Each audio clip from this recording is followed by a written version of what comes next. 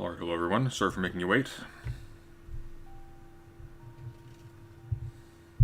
Just bring the microphone a bit closer.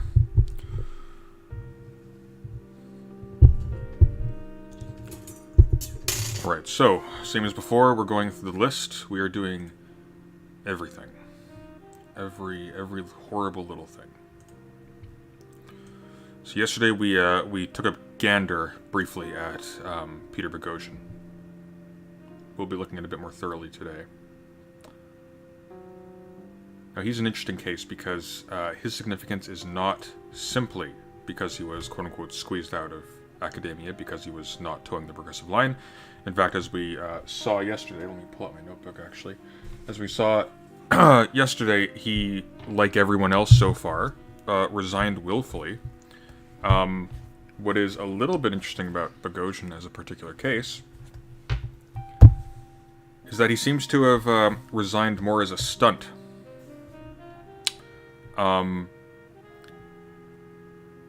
This is indeed most of what he's known for publicly since he started the street epistemology phenomenon, and since the so-called square to the Grievance studies hoax, as it has been variously called. So we're going to spend a little bit of time looking at that. Very quickly, before we get into this, we're going to look at the, just for, purpose of review. I'm going to pull up the Daily Mail article here. Actually, let's not put it on that one. Let's put it here.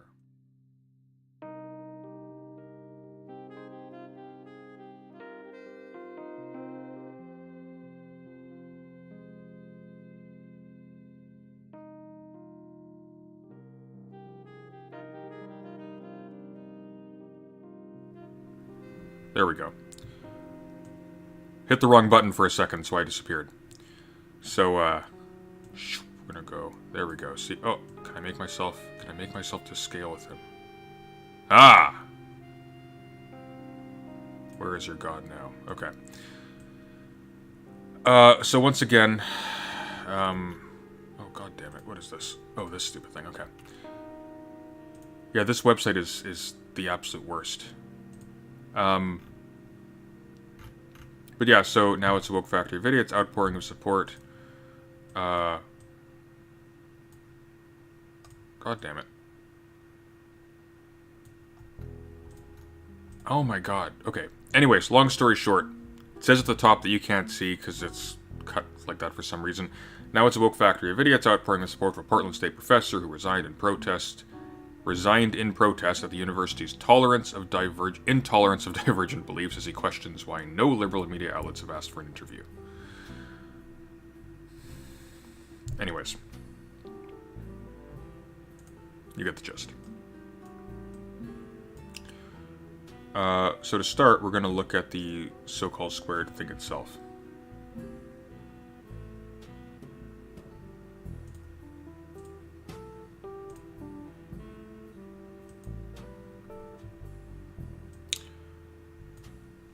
This is the Grievance Studies Affair Revealed, published in 2nd of October 2018.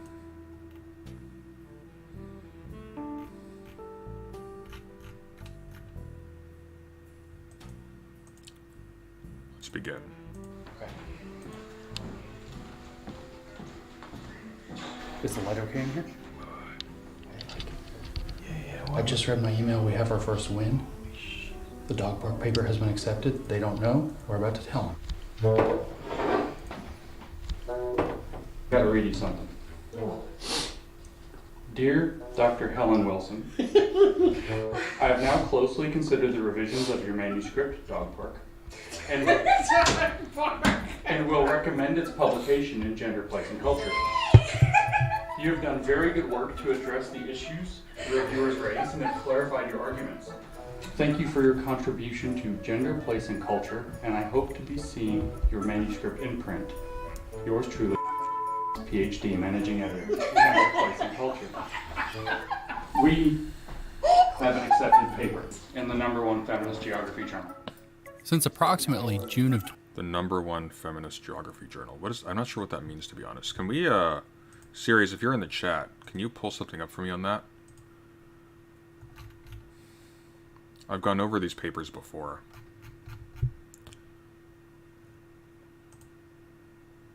We'll just play it a bit more. But if somebody wants to find that for me, that'd be useful, and send it to me on Discord. 2017, I, along with two other concerned academics, Peter Boghossian and Helen Pluckrose, have been writing intentionally broken academic papers and submitting them to highly respected journals in fields that study gender, race, sexuality, and similar topics.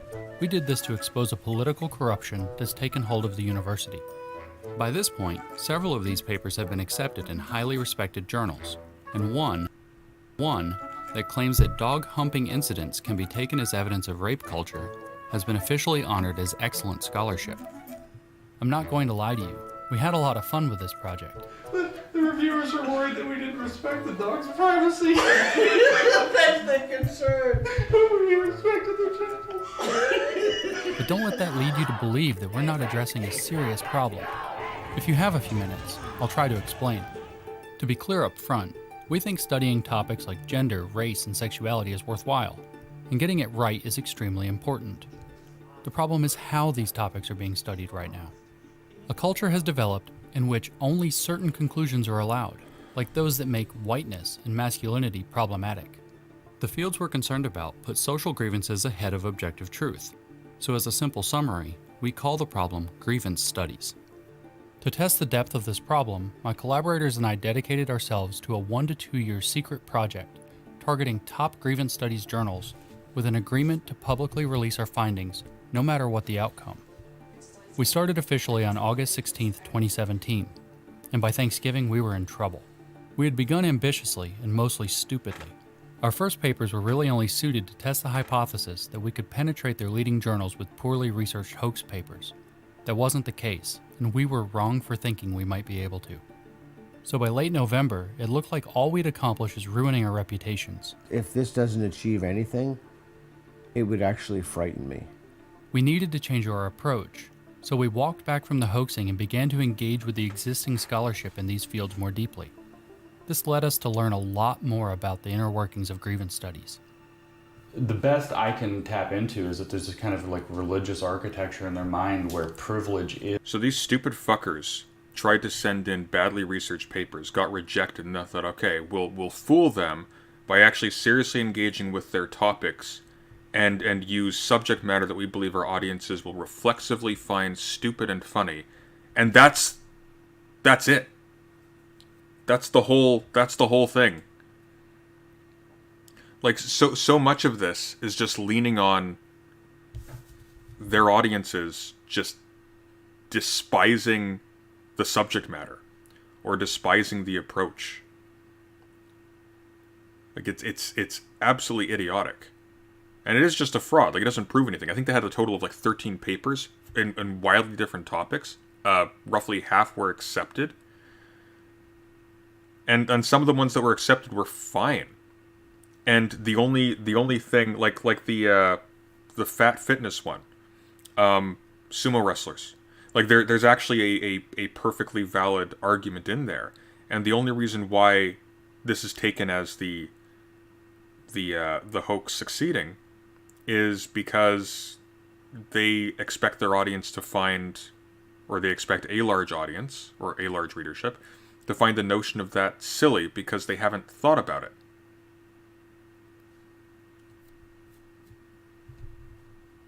It's actually just a lie. Is sin. Privilege is evil. And then they've identified education as the place where it has to be fixed.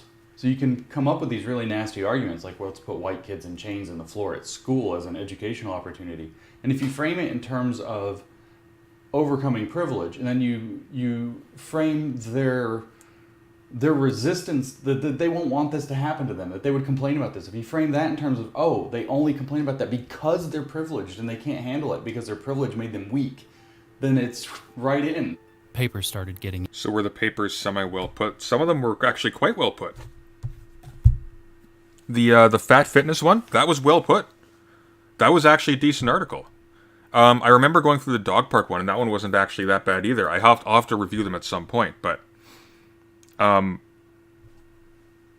Like this is the scandal, okay? Like, hey guys, we managed to get some weird-looking subtopics in after we engaged seriously with the material that these journals were peddling in. Oh, this is going on a thumbnail. This frame, this is going on a thumbnail. This is thumbnail material. Oh, yes. Oh god, my arms feel so noodly. I was doing push-ups earlier. Ugh.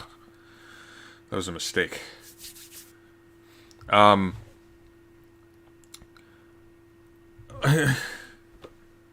So literally all this is a project of trying to slander academic journals as a whole by managing to get a slim selection of actually reasonably well argued papers into some journals,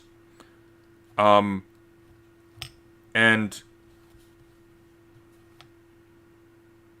like, if anything, the real scandal here is you have academic PhDs like these clowns who are and like the Christakis, the couple masters from Silliman House something at Yale, like reacting to the, the hey guys, maybe don't do blackface suggestion email. You have credentialed academics with tenure, getting their politics from Fox News pundits. That's the scandal. The chain of influence is completely ass backwards from what it should be.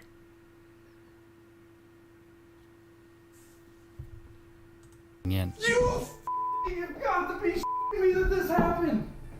By March, He's acting like that guy with the mole who did the Star Wars reaction. with 2 papers accepted and 1 published, it would be fair to say that we had become accepted grievance scholars. By June, it was 3, with 1 having been officially honored by the journal as excellent scholarship. By July, it was 5. By August, 7. This shouldn't have been possible. So far, what we're learning is rather astonishing. With the data we've gathered, It shouldn't be possible for carefully curated papers to get into a journal when they are topic appropriate and fairly well argued. Again, like the only scandal here, there is no scandal actually. The scandal is that they tried to fraudulently portray academic journals as a whole as being in some sense corrupt because they accepted well put together papers solely on the basis that the subject matter of those papers are found funny by morons who don't care about the subject matter.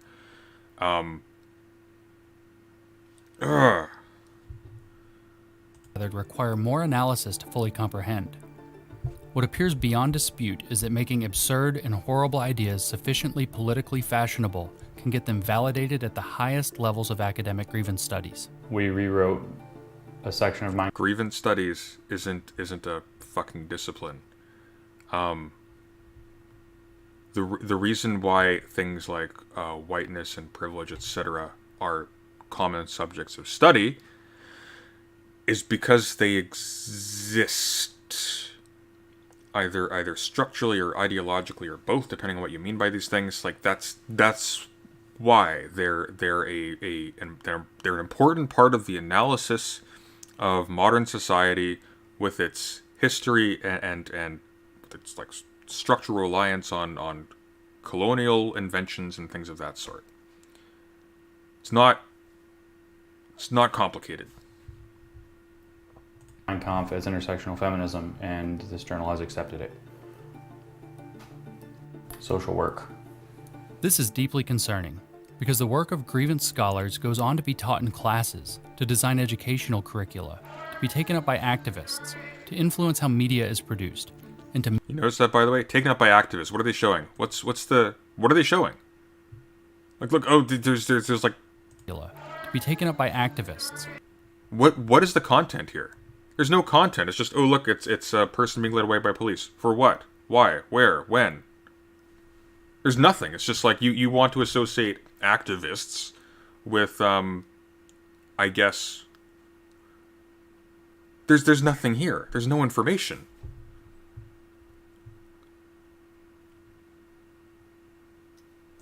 to influence how media is produced, and to misinform journalists and politicians about the true nature of our cultural realities. No one tolerates this sort of corruption when they Wait, like think about this for 5 seconds. Supposedly there's some progressive orthodoxy on university campuses that squeezes out people who disagree. Why is their only point of reference for an activist someone being led away by university security, or by police, or by, the organs of institutional power? That would suggest it's actually the reverse. Those are the people being squeezed out. That's Antifa being taken away? But oh my god. Why did you see their Antifa employment contract? They part of the Antifa union. find out an industry is funding biased research to make itself look a certain way. The same scrutiny should apply to research when it pushes a political agenda. And we have uncovered enough evidence to suggest that this corruption is pervasive among many disciplines. 13 papers, half of which got in. The half of which that got in were actually decently written to a slim minority of journals. including women's and gender studies, feminist studies, race studies, sexuality studies, fat studies, queer studies, cultural studies, They didn't get accepted to this many journals, just to be clear. and sociology.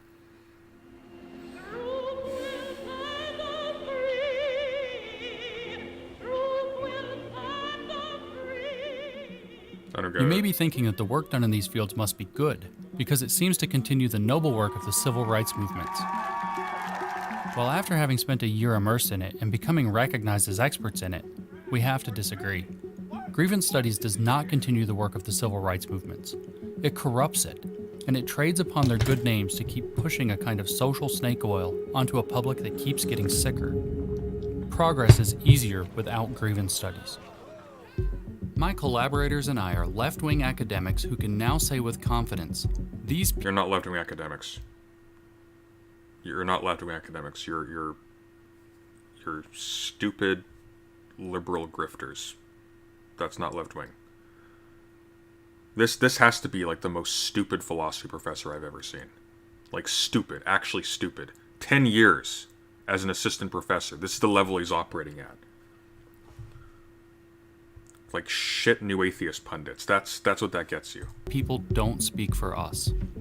This is now a plea to all the progressives and minority groups these people claim to speak for. We suggest you spend some I'll calm down. We're going to go through this more systematically after this. time critically engaging with the ideas coming out of these fields and decide for yourself whether they speak for you. Okay, so that's that. That was stupid. That was very stupid.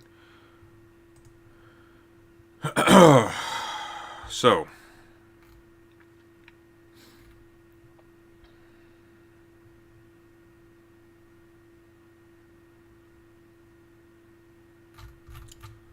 two articles on this. Now, crucially, this is actually not necessary for our purposes. This is redundant, but it's still of interest.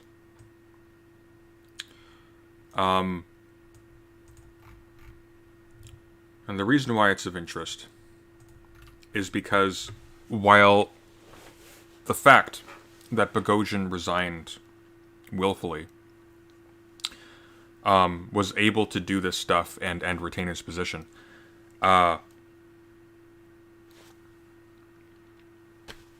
he wasn't squeezed out by progressive orthodoxy. He left of his own accord, as a decision, as an act of protest, even. So he says. I would say it's a stunt, and because he,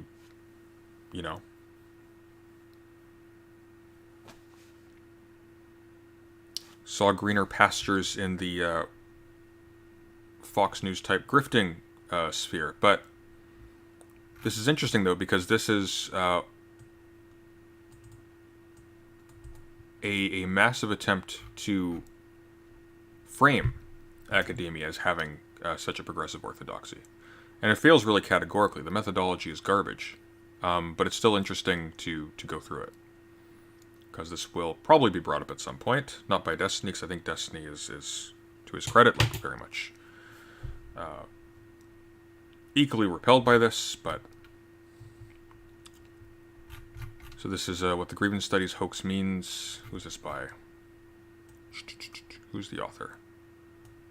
Carl Bergstrom is a professor of biology at the University of Washington. STEM guy. Okay, good.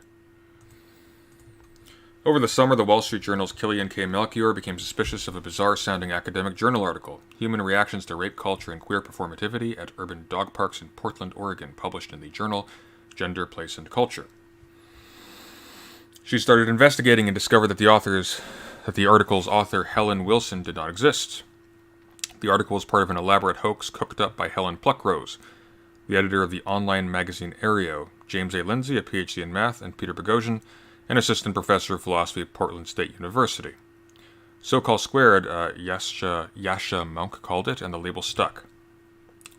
The trio of hoaxers, Melchior discovered, had written 20 fake papers, and managed to get 7 of them accepted at peer-reviewed journals, including Our Struggle is My Struggle, Solidarity, Feminism as an Intersectional Reply to Neoliberal and Choice Feminism, composed of passages of Hitler's Mein Kampf, rewritten so as to appear to be a theoretical argument about social justice, Of course, if I rewrote Harry Potter to make it appear as a Hitler-esque injunction against mudbloods, I could easily do so.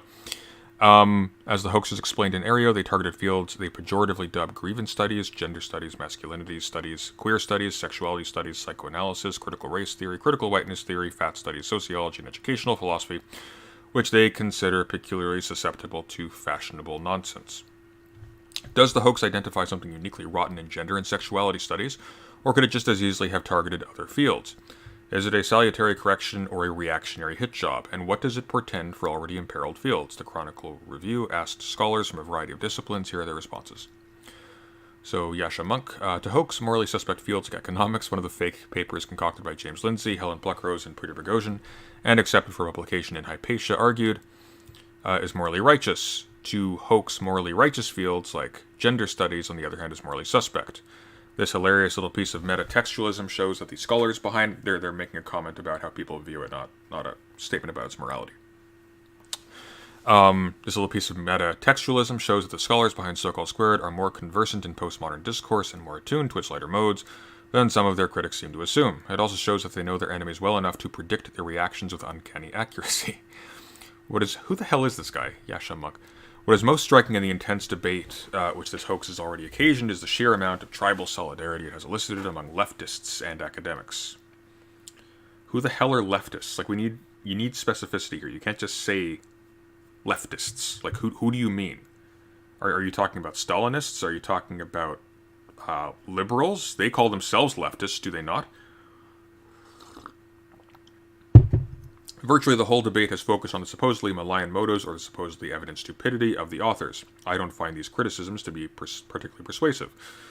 Like so-called Lindsay, Pluckrose, and Boghossian locate themselves on the left, and while it did them no favors to write up their hoax in the style of a social scientific experiment, thus inviting the wrong standard of judgment, their mastery of postmodern jargon and their sly humor is evidence in the corpus of work they have produced in the past year.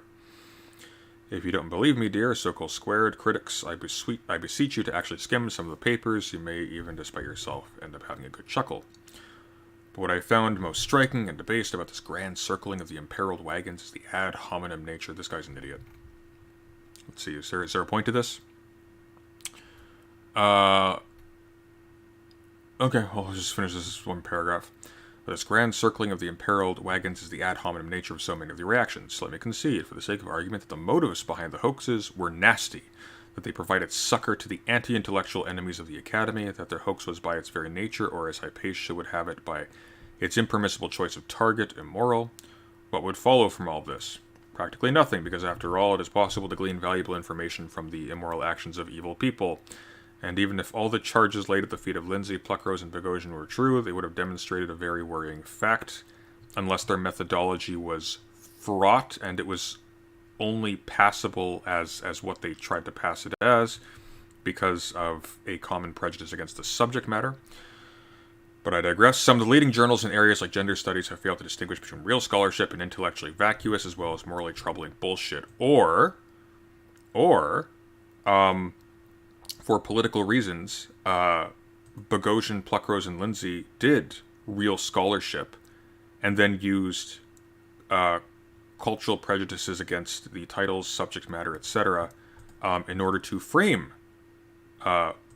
tolerable scholarship as bad scholarship, in order to, again, like, politically attack a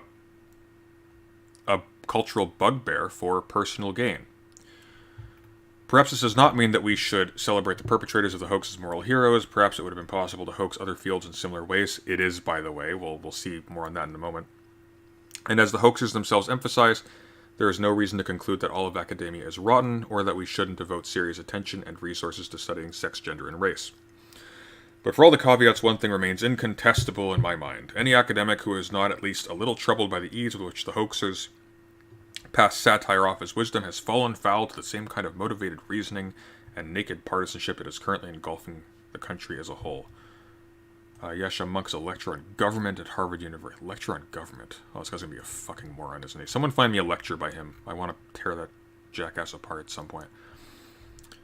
Carl Bergstrom in Hollow Exercise and Mean-Spirited Mockery. Where's he from? Oh, is he the... Oh, I see. Okay, so he's not the author of the whole piece. Gotcha. Okay, so that was... So the piece as a whole is just by the journal collectively. That makes sense.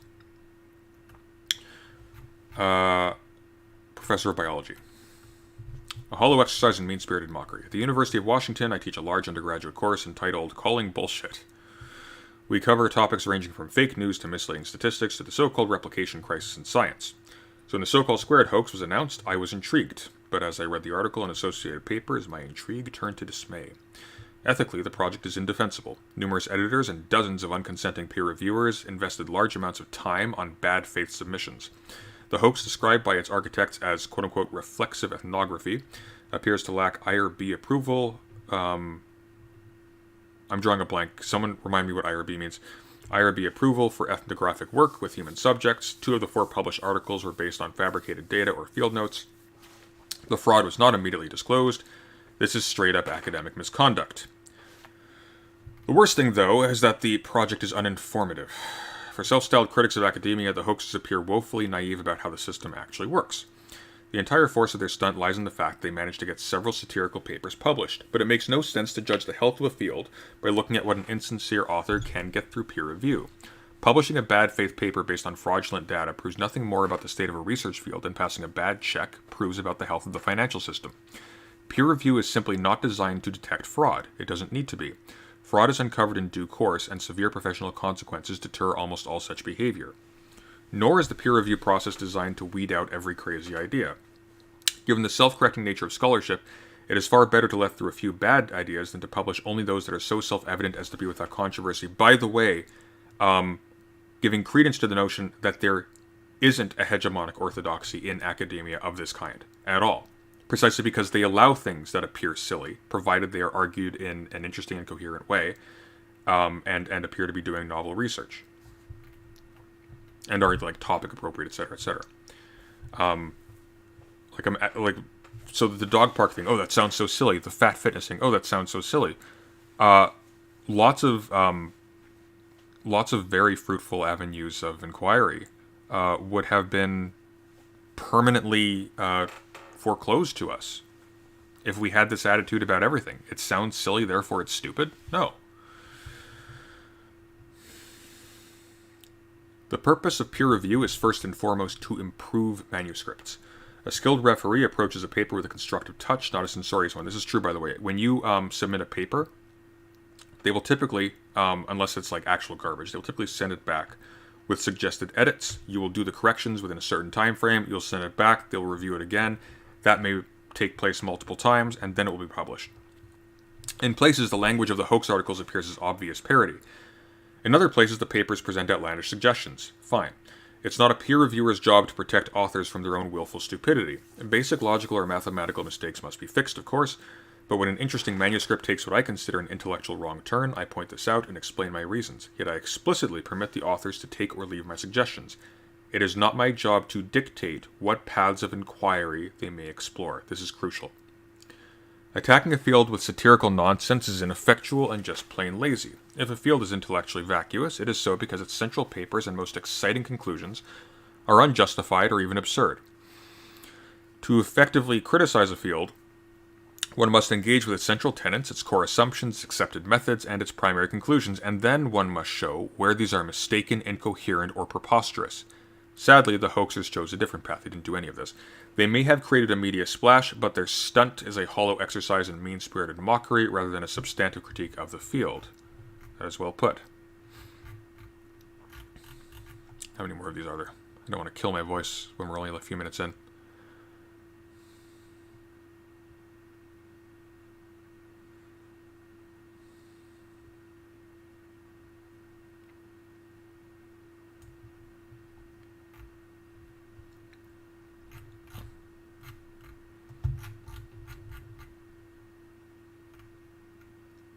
I like this one. Only a rube would believe gender studies produce nothing of value. Typical politically correct response. Turns out the media is mighty gullible. Fake news comes to academia, ran a headline in the Wall Street Journal. Fox News reported on the hoaxer's view that biased research is pervasive in higher education. Even the New York Times and the Chronicle wrote about the hoax, affirming it in a sense by giving a platform to its critique of academia. Others outside gender studies gleefully celebrated the hoax on social media.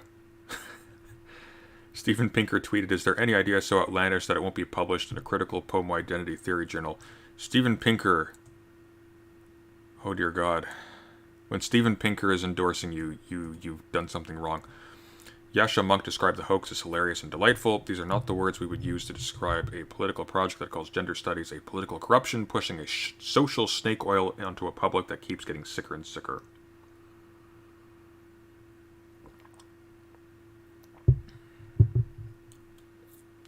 What was missing from these news reports and outside critiques? The question of who in the world is funding a project that was intended to last roughly a year and a half, involves a documentary, and led one of the hoaxers to focus on writing nonsense about genitals, quote-unquote.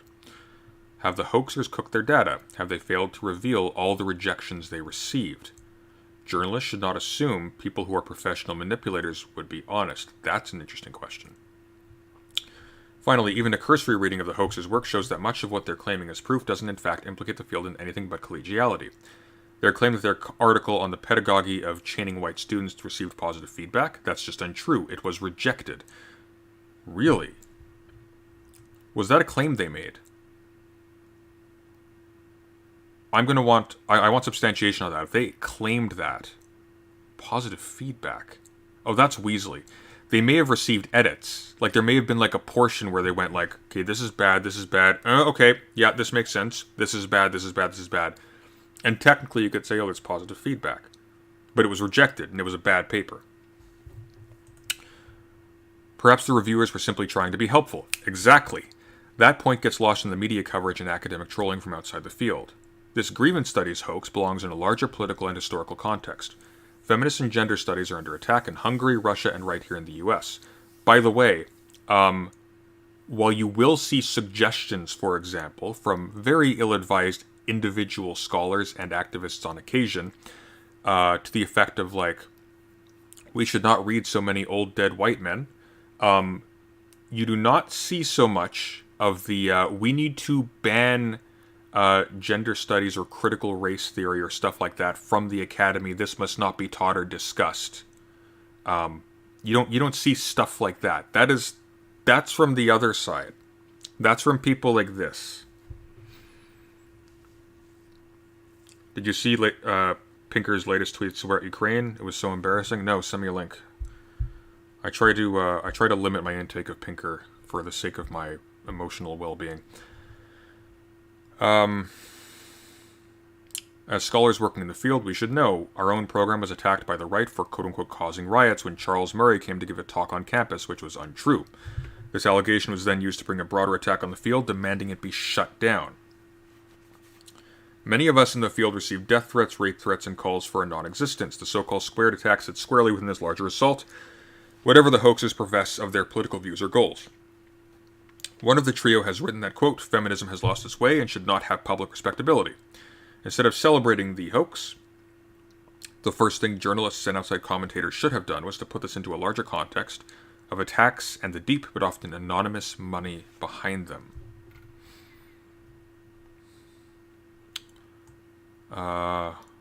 Laurie Essig is a professor of Gender, Sexuality, and Feminist Studies at Middlebury College. Sujata Morty is director and a professor in the Gender, Sexuality, and Feminist. This is actually a critical. This asks interesting questions. We don't know who funded it. I don't know who funded it, at least.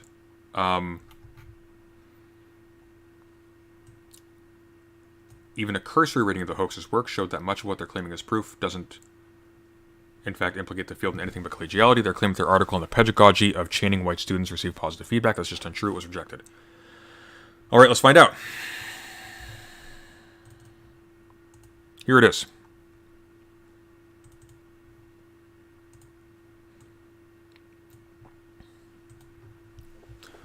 Collaborators: Lindsay, Bogosian, Pluckrose.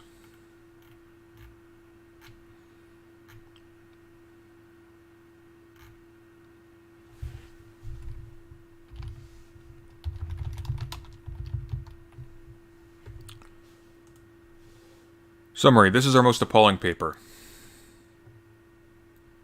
And it's deeply concerning that how it is being treated at the highly suspect journal Hypatia. It forwards that educators should discriminate by identity and calculate their student status in terms of privilege, favor the least privileged with more time, attention, and positive feedback, and penalize the most privileged by declining to hear their contributions, deriding their input, intentionally speaking over them, and making them sit on the floor in chains.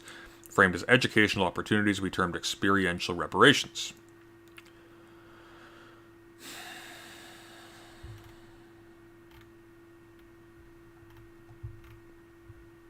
Notes on status. 3 times reject and submitted Hypatia. This status means that the journal is interested in the paper but does not consider it successful enough to put it on track for acceptance. It's weekly positive. No, that is not what that means.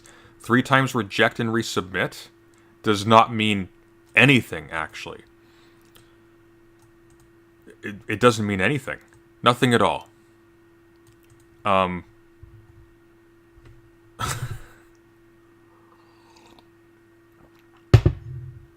I also...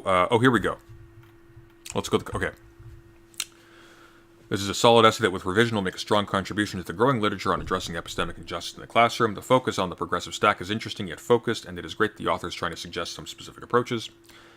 I like this project very much. I think the author's insights are on target, and I think the literature on epistemic injustice has lots to offer classroom pedagogies.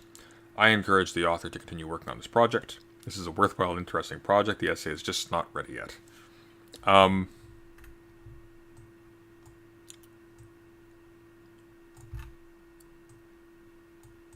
Do we have the marked version of it? I want to see that. Let's see. The progressive stack. Can somebody get me this paper?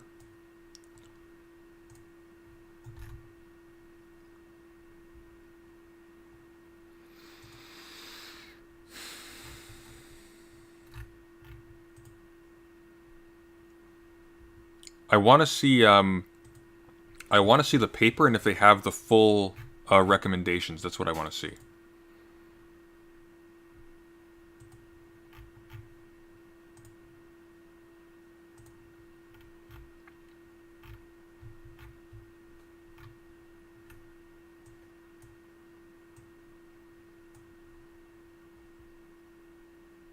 They conveniently leave out all the comments that got them rejected. Exactly. Like here's something. They may have actually had an interesting paper here, and I don't know the context of like the chain thing, but that may have been like a factor that they asked specifically to be removed. Like, okay, guys, slow down. You know, like your analysis of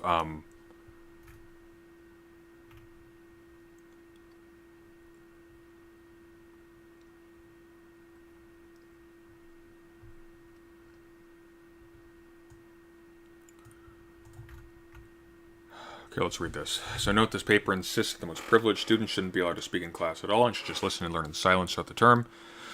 Even more, it insists that students with high privilege could benefit from adding on experiential reparations, such as sitting on the floor, wearing chains, or intentionally being spoken over as an educational opportunity within the class. The reviewer's only concerns with these points so far have been that, one, we approach the topic with too much compassion for the students who are being subjected to this. Really? I want to see these quotes. And 2, we risk exploiting underprivileged students by burdening them with an expectation to teach about privilege. That's reasonable.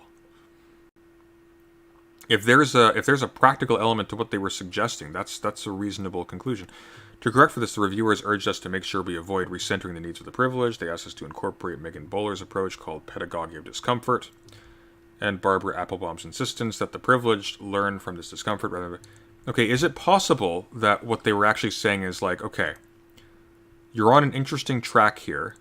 You're going a bit overboard into weird territory. Here's somebody who does something that's thematically similar properly. Look into incorporate, because when you're asking you to incorporate things, that's a rewrite. Like you don't incorporate new like approaches without rewriting the paper. That's not like, hey, we have interest in the paper. This shit is done. Go back to the drawing board. You can't find the full paper? Brilliant. Of course you can't.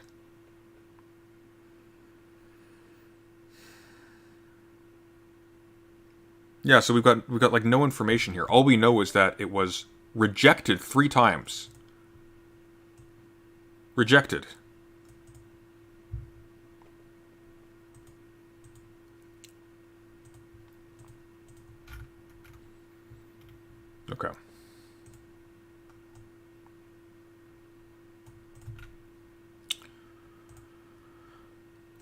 This is by Daniel Engbert, what the Grievance Studies hoax actually reveals.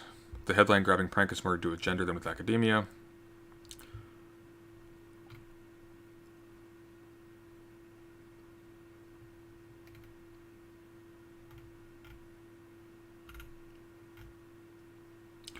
But if you really take the time to read through Pluckrose, Lindsay, and Bogosian's 11,650-word essay, along with the bogus papers they produced, you'll find the project fails to match its headline presentation. The hoaxer's sting on academia is supposed to have exposed the sophistry and corruption that exist across a broad array of research fields, those built around the goal of problematizing aspects of culture in minute detail in order to attempt diagnoses of power imbalances and oppression rooted in identity. The authors call these grievance studies and say their disregard for objective truth has yielded to a widespread forgery of knowledge. Yet these grandiose conclusions overstate the project's scope and the extent of its success. They also serve as cover, in a way, for what appears to be the author's lurking inspiration. Not their problems with the scholarship of grievance, but with that of gender. Let's analyze... Oh, this is interesting. Let's analyze the hoax a bit more carefully. The team wrote up 21 bogus papers altogether. The essay starts by saying there were only 20, according to Lindsay. That's because 2 of the papers were largely similar to one another. Of those 21, 2/3 were never accepted for publication.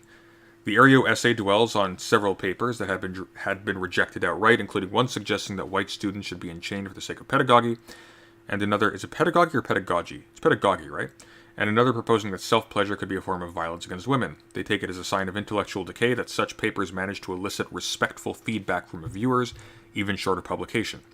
One of those has since explained that he was just trying to be helpful. Oh, that's interesting. Let's see this. Doesn't exist anymore, of course not. But I think we can all agree that it's neither telling nor newsworthy when a bogus paper fails to get into an academic journal, however offensive or inane it may have been.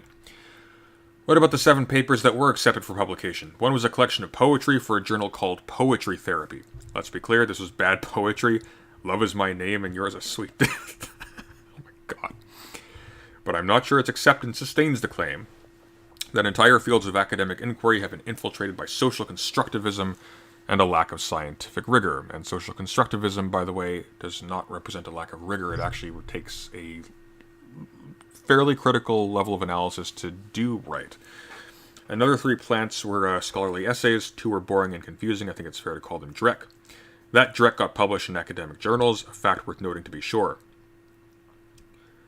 The third, a self-referential piece on the ethics of academic hoaxes, makes what strikes me as a somewhat plausible argument about the nature of satire. The fact that its authors secretly disagreed with the paper's central claim, that they were parroting the sorts of arguments that had been made against them in the past and with which they have strongly disagreed, doesn't make those arguments a priori ridiculous. Exactly. And that's the problem. That's an elegant way to put that. The problem is that a lot of the papers that were accepted were actually fine. They were just secretly found ridiculous by the paper's authors. So they imitated people who had criticized them, sent those things to papers that published articles like the things that already criticized them, and then tried to characterize this as like revealing the rot or something. But the only thing they can fall back on to sustain that claim is that a lot of other people also think the subject matter and that argumentation is silly. But that's not how you do peer review. And that's not how you vet like solid scholarship from bad scholarship.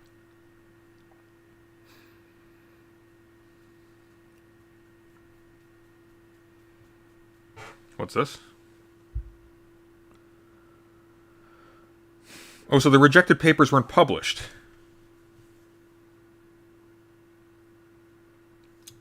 Pedagogy, thank you.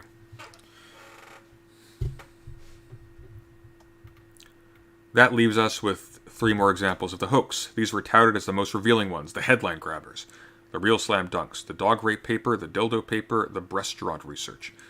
They also share a common trait. Each was presented as a product of empirical research based on original data.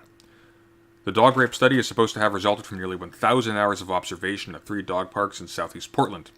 The dildo paper pretends to draw from multi-hour interviews with 13 men, 8 straight, 2 bisexual, 3 gay, about their sexual behaviors, and the breasturant research claims to have its basis in a 2-year-long project carried out in northern Florida, involving men whose educational backgrounds, ages, and marital statuses were duly recorded and reported. How absurd was it for such work to get an airing? It may sound silly to investigate the rates at which dog owners intervene in public humping incidents, but that doesn't mean it's a total waste of time, as psychologist Daniel Lackens points out on Twitter. If the findings had been real, they would have some value irrespective of the pablum that surrounds them in the paper's introduction and discussion sections. Indeed, one can point to lots of silly-sounding published data from many other fields of study, including strictly scientific ones. Are those emblematic of corruption too? Exactly. A little bit curious about this one. Is that going to reveal anything? If this was a real observational study, just the data collection was an immense effort, 1,000 hours, 25 full work weeks, 10,000 dogs. If this data had really been collected, it would be a possible interesting data set for other scholars. Yeah. The bare fact that you personally find the subject matter pointless is not an argument against the methodological soundness of the thing. Literally, the scandal here is that Lindsay lied. They didn't do any research. And that's it.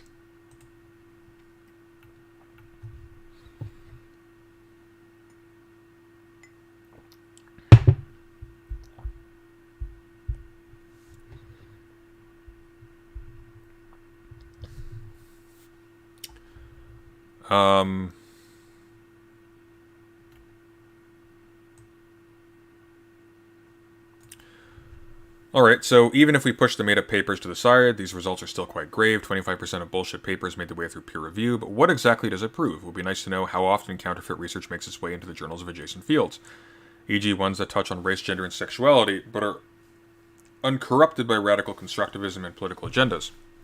Sadly, we may never know, because the field of humanities hoaxing appears to suffer from several of the flaws it aims to expose. For one thing, it's politically motivated in the sense that its practitioners target only those politicized areas of research that happen to annoy them. For another, it's largely lacking in scientific rigor. Most, but not all, hoax projects lack meaningful controls, and they're clearly subject to the most extreme variety of publication bias. That is to say, we only hear about the pranks that work. Even though it's altogether possible that skeptic bros are writing bogus papers all the time, submitting them to academic journals and ending up with nothing to show for their hard work. How many botched Sokol style hoaxes have been tucked away in file drawers and forgotten because they failed to prove their point?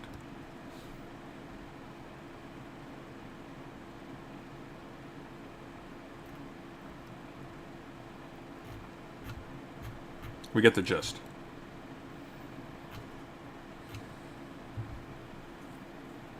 So,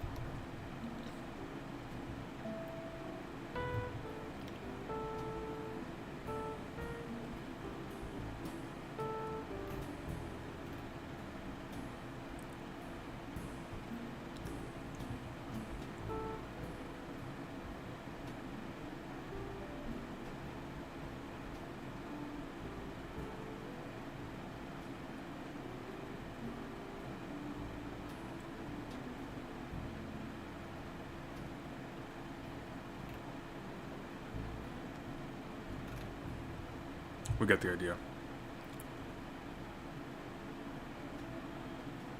By the way,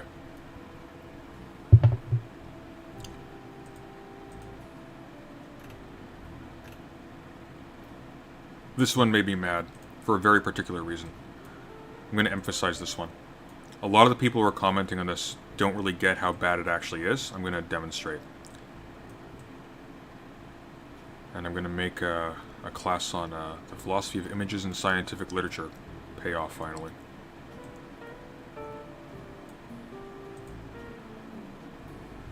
This is by Bogosian and Lindsay. The conceptual penis is a social construct, a Sokol style hoax on gender studies.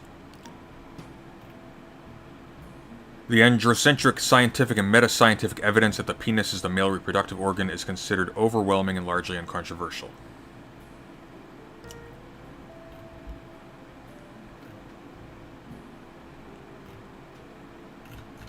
Okay, here we go. Here's a paragraph from the conclusion which was held in high regard by both reviewers. We conclude that penises are not best understood as the male sexual organ or as a male reproductive organ, but instead as an enacted social construct that is both damaging and problematic for society and future generations. The conceptual penis presents significant problems for gender identity and reproductive identity within social and family dynamics. It is exclusionary to disenfranchised communities based upon gender or reproductive identity. It is an enduring source of abuse for women and other gender marginalized groups and individuals. It is the universal performative source of rape and is the conceptual driver behind much of climate change. You can actually make an argument for the latter ones, but I'm not going to sustain that because that's going to take a bit of work. The point, though, is that literally...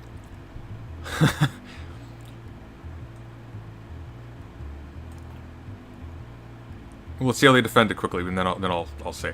So, destructive, unsustainable, hegemonically male approaches to pressing environmental policy and action are the predictable results of a raping of nature by a male-dominant mindset. By the way, look at my my last climate video, because the guest on that one actually made an excellent point on this in this respect. When it is applied to a natural environment, especially virgin environments, it can be cheaply despoiled for their material or resources.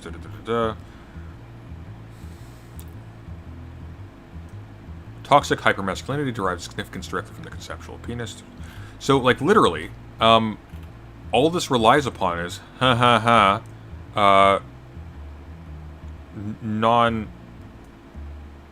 what's the word? Like, non-cis normativity is funny or stupid. Now, let's think for a second, though, about this notion. The conceptual penis is a social construct. Because this is interesting. Because the conceptual penis is a social construct. All of your organs are. Insofar as you regard, as a result of the consensus of the people around you, one organ as distinct from another one, as being identified by a specific function. That is the product of an entrenched consensus. Because there's nothing in nature that forces us to regard any one of these things as intrinsically separate, or as not, more separate or more relevantly separate. Case in point. Buckle up for this. When Columbus discovered the clitoris.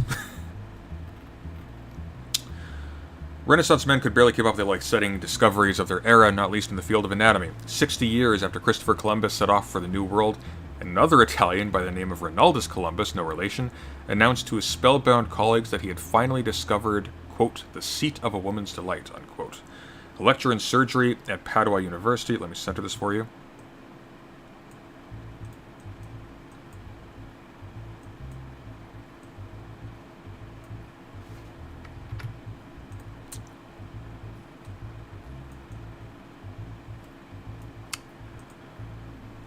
A lecturer in surgery at Padua University, this Columbus was part of a new wave of scholars that was exploring the inner workings of the human body, mostly by dissecting cadavers. Obviously, Columbus was also doing some field work. In 1559, he announced in his textbook De Re Anatomica that he had identified a female appendage that would, quote, throb with brief contractions, unquote, during sexual intercourse, causing a woman's, quote-unquote, semen to flow, quote-unquote, swifter than air. Columbus named his discovery Amor Veneris Val Dulcedo, the love or the sweetness of Venus. The word clitoris first appears in English in 1615, taken from the ancient Greek Cleator, little hill, according to some philologists. Obviously, the thing that is identified existed prior to its identification. But insofar as it was conceived as a separate organ with its own specific function, that was the result of a massive social project of investigation that allowed someone like Columbus to actually spend their time doing this sort of research. All of the stuff from before that had to be socially accepted in order for that research to be considered valid or even a coherent activity to do. And then there had to be consensus afterwards to entrench that understanding of the conceptual distinction between these different parts of an organ to be carried forward. And this had tremendous medical significance.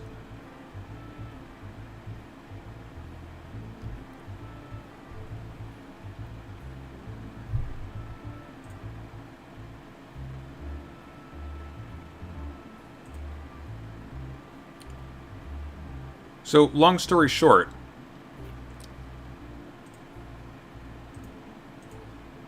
These people are so stupid. These people are so stupid that they stake their academic reputations on talking about gender is funny.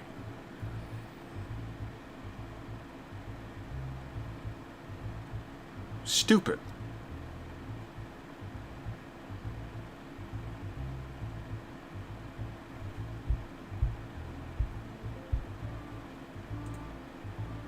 Just so stupid.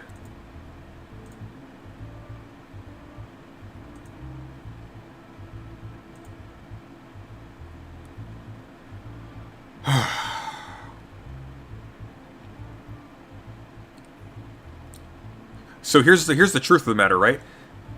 None of these people were squeezed out by academia, by a progressive orthodoxy, but they should have been, because incompetence like this and frauds like this should never have been in a teaching position to begin with.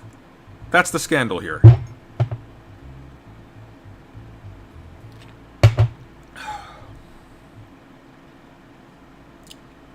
So much for Bogosian.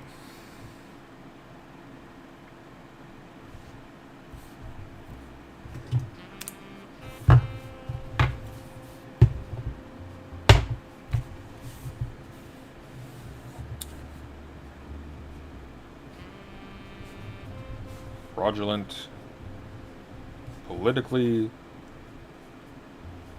motivated stunt, resigned unprompted.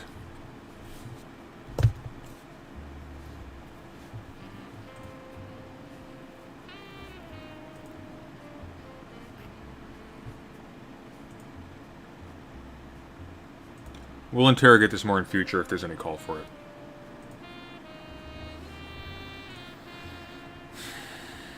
Sorry, I got kind of yelly with that one. That was actually enraging.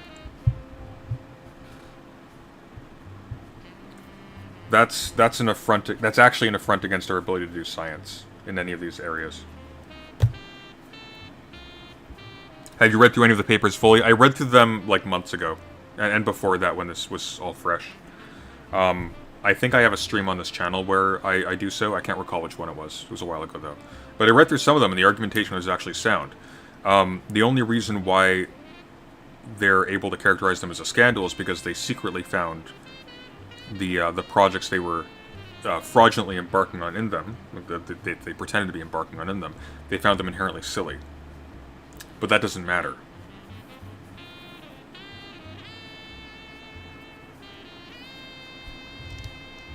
Love the handwritten notes. It's just easier for me. It'll come together in an actual document later. Oh yeah, Lindsay's a PhD in mathematics. I don't know what's going on in mathematics departments, but the fact that like it produces people like this, good God.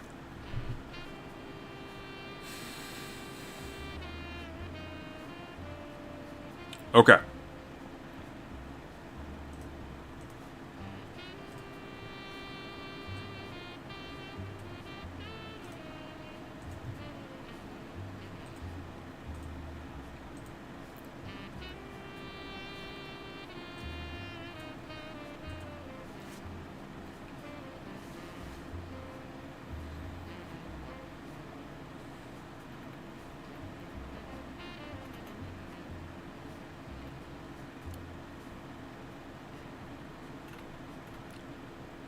So far we've done this. Or more accurately, we've done this. Brett Weinstein. Slimy race realist went on to spread COVID misinformation.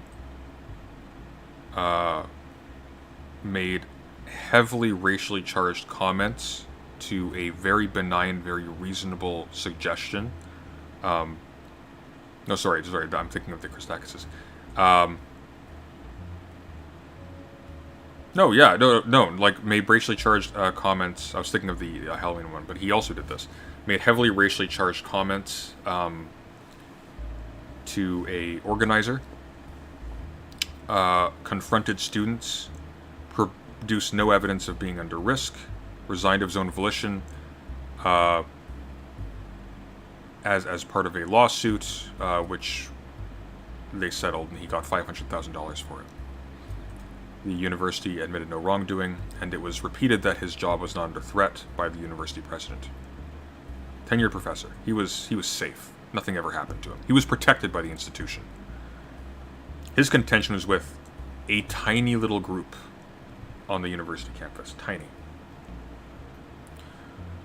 Christakis responded with Fox News tier knee-jerk dismissal of an extraordinarily reasonable message saying that, hey, this Halloween, guys, just be a little bit mindful and don't wear blackface.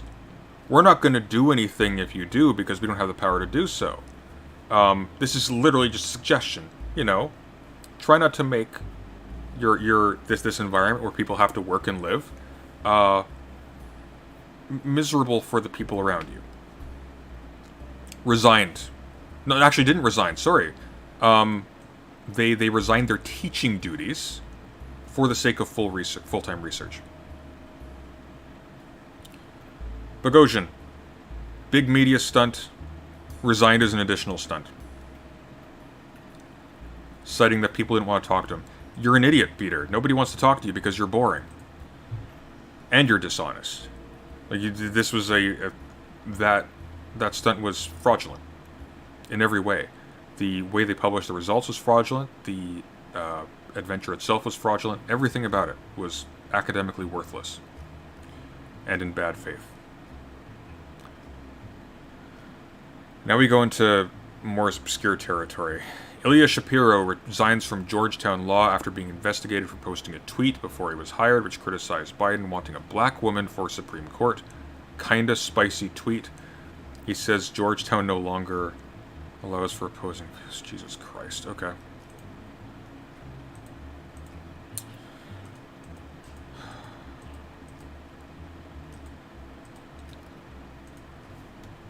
Ilya Shapiro.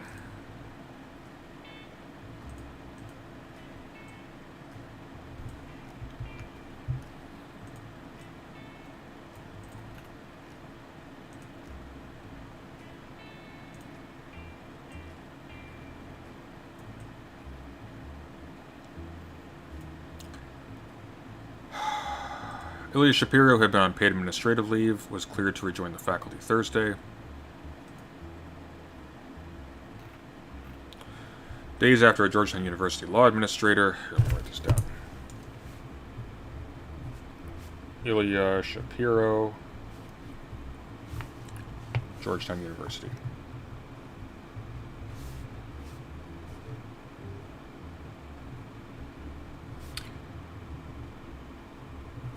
Law school.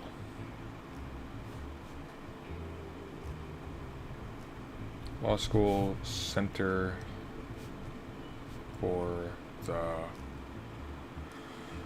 Constitution. Who the hell names these things?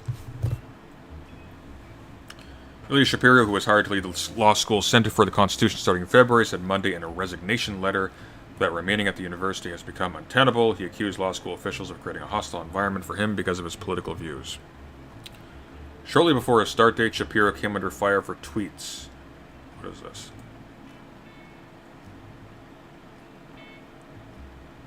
On administrative leave. Stop that. I'm not paying you money, guys. Administrative leave for tweets about Supreme Court pick.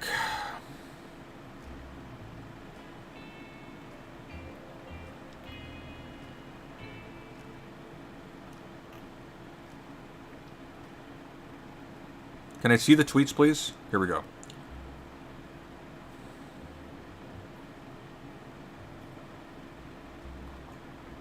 Okay. Shapiro's tweets came Wednesday after news that Supreme Court Justice Stephen G. Breyer would retire at the end of the current term. Shapiro suggested that Srinivasan, Chief Judge of the U.S. Court of Appeals for the District of Columbia Circuit and the first person of South Asian descent to lead a federal court, would be Biden's best pick. Quote, but alas, doesn't fit into the latest intersectionality hierarchy, so we'll get lesser black woman, unquote. Jesus Christ. Yeah, I can't imagine why the university would have an issue with that, you fucking idiot. Shapiro also said that if Biden's pick is a black woman, she will always have an asterisk attached. He asked his followers in a poll if the president's commitment to nominating a black female judge was racist, sexist, both, or neither. I apologize. This guy's an idiot. Here's the thing too, right? So somebody who does something this stupid does other things that are stupid and is probably a nightmare to work with. Because you're dealing with someone who, despite their position, has fundamentally no discipline or respect for the people around them. So yeah, and by the way, he resigned. Once again. So we're done with this one. Controversy.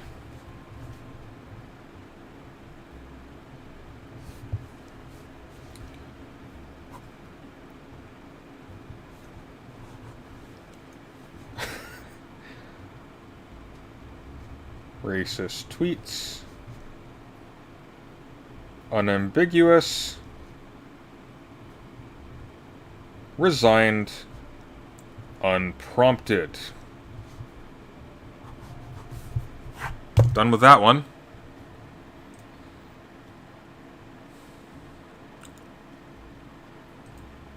I feel like Iago. I think I'm going to have a heart attack and die from not surprised.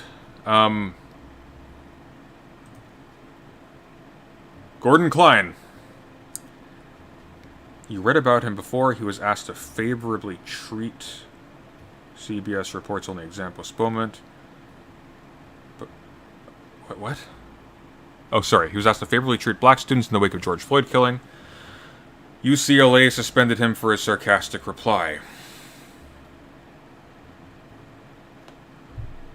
Yeah, exactly. Imagine being a black student in Shapiro's class.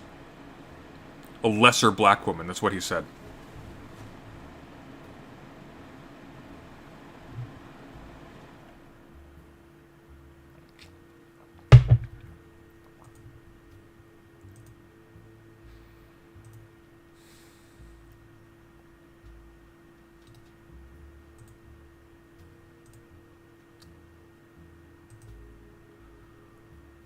We're going faster now, I like this. These are dismissible quickly.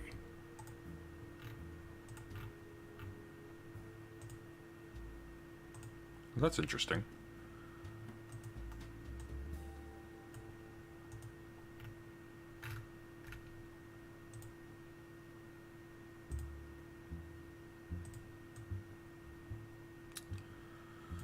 UCLA professor, this is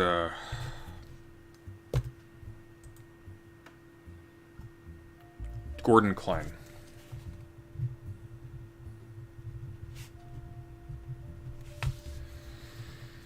UCLA. What does he study? What does he teach? Why can't I scroll on this one? Okay.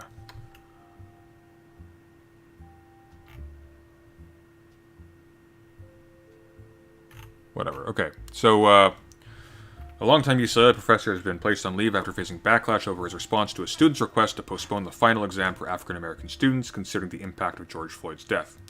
He could have just said no. Gordon Klein received the email on the 2nd of June and rejected the request, stating the following according to a change.org petition calling for his termination. Thanks for your suggestion in your email below that I give black students special treatment given the tragedy in Minnesota. Do you know the names of the classmates that are black? How can I identify them since we've been having online classes only? Are there any students that may be of mixed parentage, such as half black, half Asian? What do you suggest I do with respect to them? A full concession or just half? Also, do you have any idea if any students are from Minneapolis? I assume they probably are, especially devastated as well. I am thinking that a white student from there might possibly be even more devastated by this, especially because some might think that they're racist even if they are not. My TA is from Minneapolis, so if you don't know, I can probably ask her. Can you guide me on how you think I should achieve a quote-unquote no-harm outcome since our sole course grade is from a final exam only? One last thing strikes me. Remember that MLK famously said that people should not be evaluated based on the color of their skin? Do you think that your request would run afoul of MLK's admonition? Thanks, G. Klein. What a fucking moron. Oh my god, you stupid bastard. These people are educated for decades. There's no excuse to be this stupid.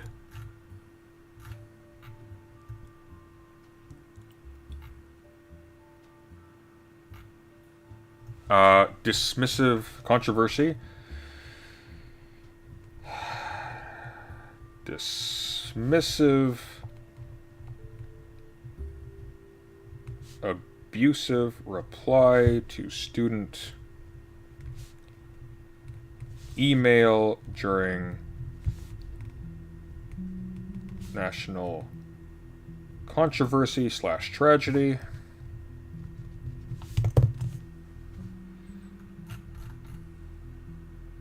He's on leave.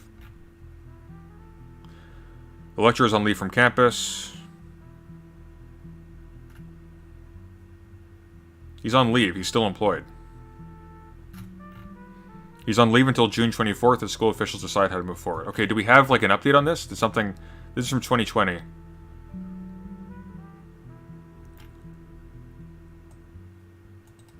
Let me find out quickly.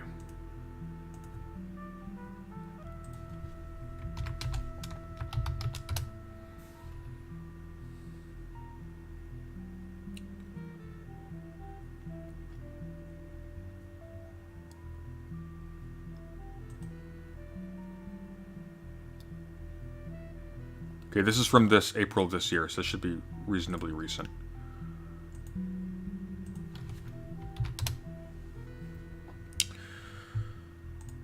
Oh my god.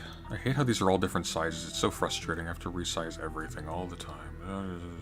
Okay. Suspended UCLA professor files lawsuit, now headed for trial.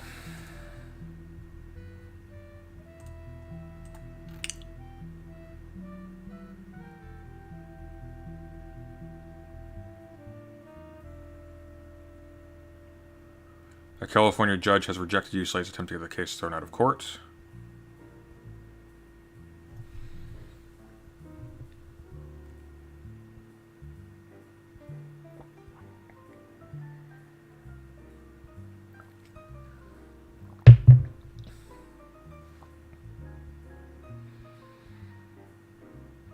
Los Angeles County Superior Judge Ford upheld some of Klein's claims but dismissed others and scheduled a trial date for April 17th of next year.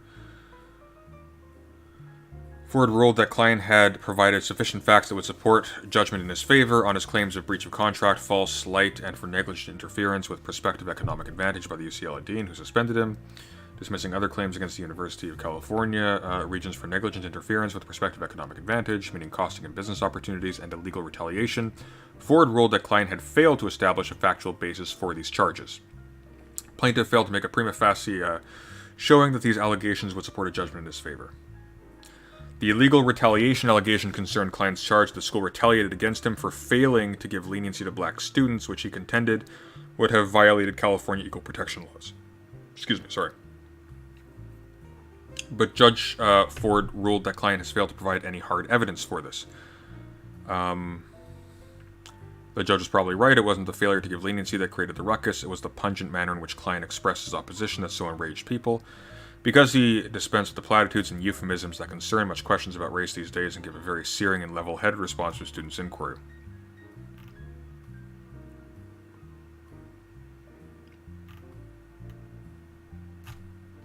Alright, so ongoing, on leave. From teaching. At UCLA. Our first catch of the day. Someone who didn't willfully leave.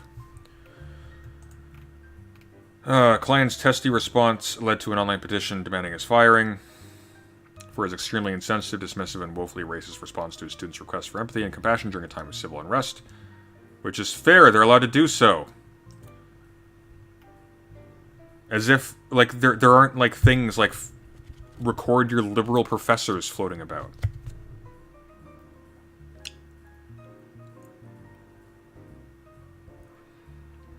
Klein sued UCLA. His lawsuit cites lost business opportunities because he was depicted by the school as a racist.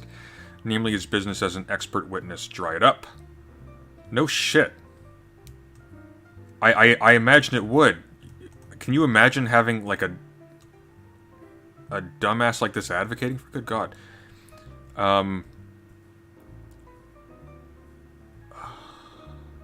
In his decision, the judge...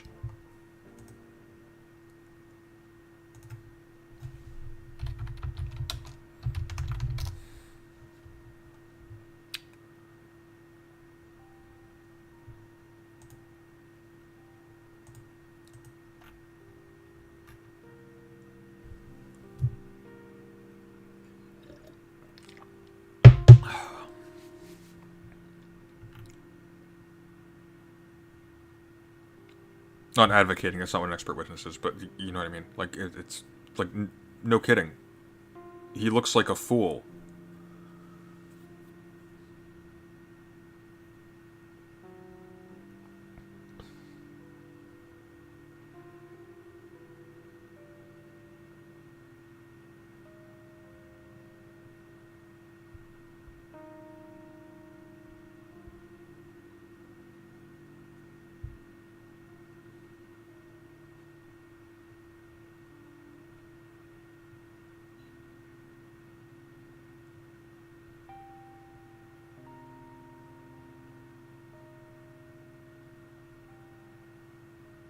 Yeah, I know it's misleading. The suspension was because of the wording of his reply, not because he said no. All right, Gordon Klein's dealt with.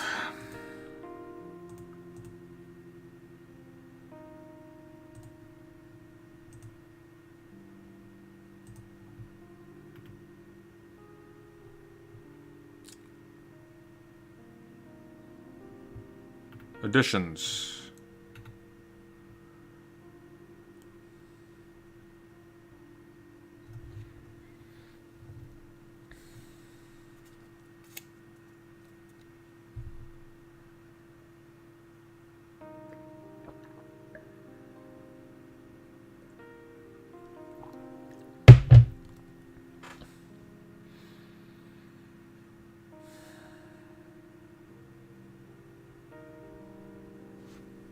I remember the patent one.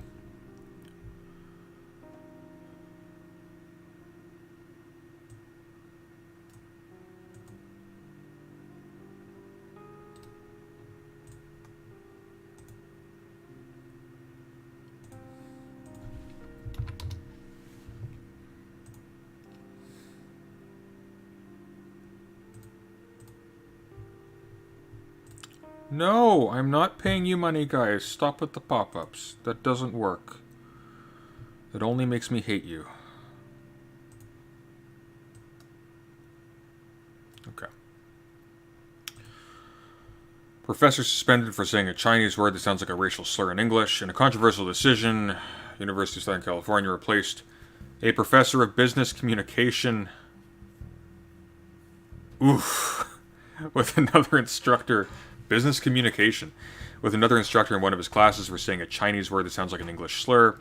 Late last month, Greg Patton, the professor, was teaching a lesson on filler words in other languages, think or like in English, in his master's level course on communication for management. Taking a break between ideas can help the audience in, Patton said, according to a recording of one of the Zoom course sections and a transcription that appeared next to him on screen. In China, for instance, he continued, the common pause word is that.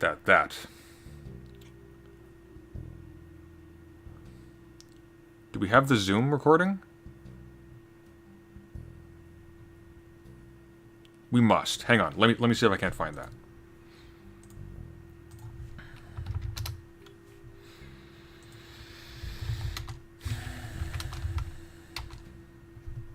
Greg Patton's Zoom meeting.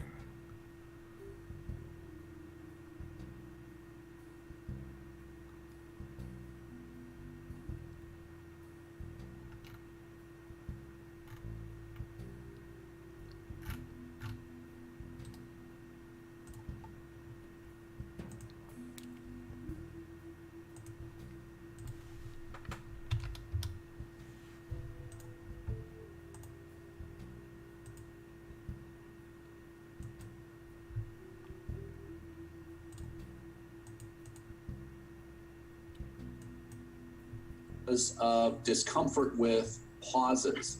And yet pauses, Steve Jobs, pausing can be incredibly powerful. Taking a break between ideas can help bring the audience in.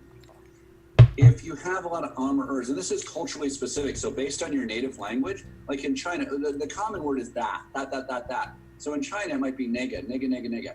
So there's different words that you'll hear in different countries, but they're vocal disfluencies. It's saying that, Two things. One is you can put a pause in between your ideas. So you go A, B, C, D. What am I looking at here?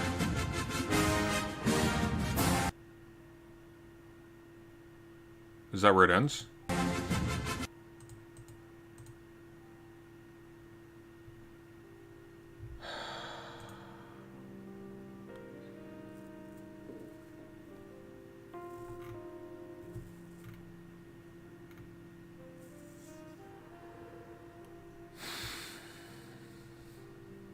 Yeah, this seems fine. I don't know why. What I was fishing for was some off-color comment about, isn't that funny, guys? It doesn't sound like da-da-da-da. But if this is it, then yeah, that's pretty dumb.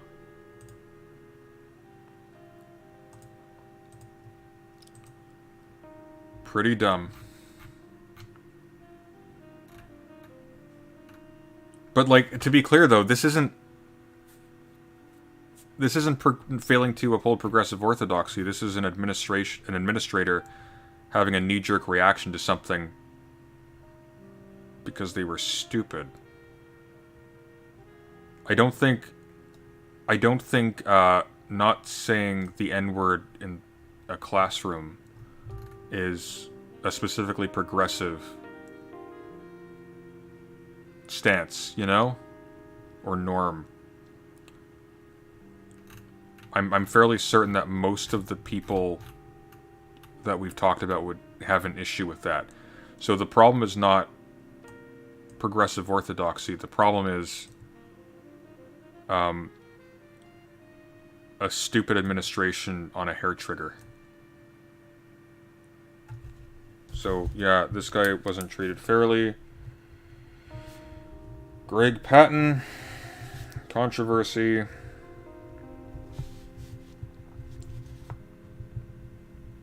Idiots not understanding that English isn't the only language.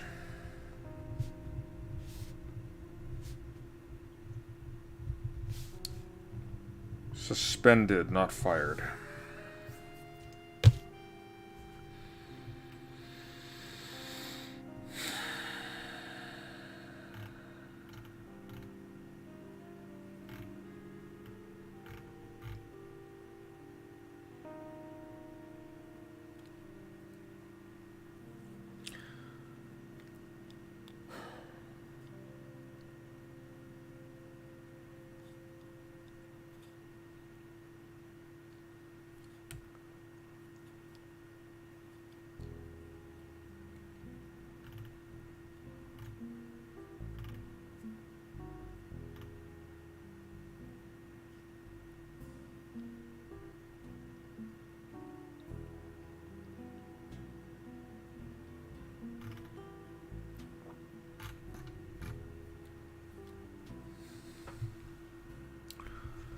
I guess it could be used to say that the progressive orthodoxy is infecting the administrative wing of universities by more cynical people. Well, no, not unless you want to say that, like, literally not using slurs against black people is specifically progressive, which it's not.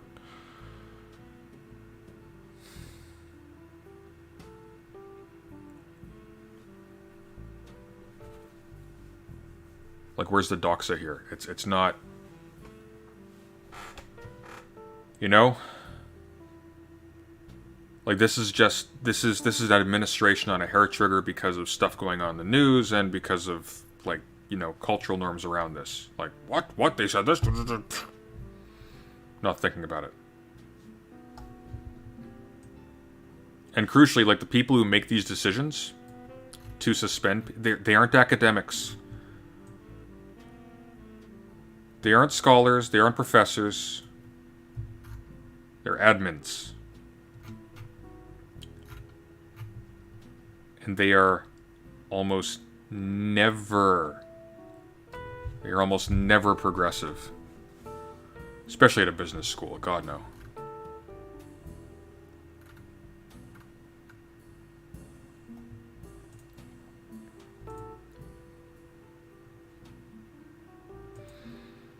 Alright, so much for Greg Patton. I mean, it's a bad example, so I don't know really like... Okay, here we go. Joshua Katz, Princeton professor, criticized an open petition that called for kind extreme benefits for minorities. Was kinda forced out through pressure and an old scandalous relationship. God, who wrote this? Okay, look, when it starts with, like, a vowel, it's N-old. N-old, not a-old. Was kind of forced out through pressure and an old scandalous relationship with a student that doesn't have much evidence, supposedly. Supposedly. Let's see.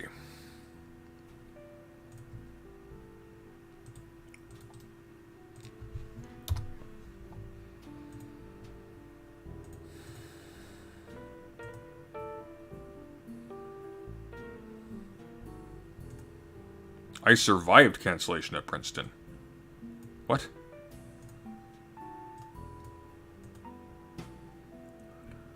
By Joshua T. Katz.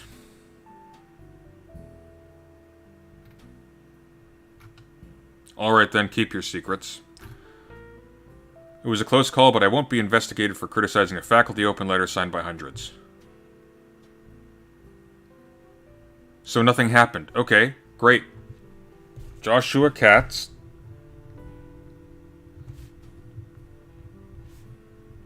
Nothing happened. And by the sound of it, may have had scandalous relationship with student/colleague.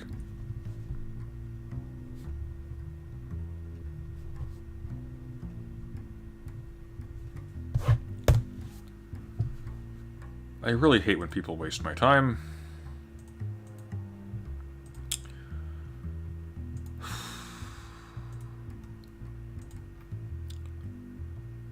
The letter of criticism. Okay, well, let's look at this one. What was the letter of criticism he wrote? That he survived cancellation for.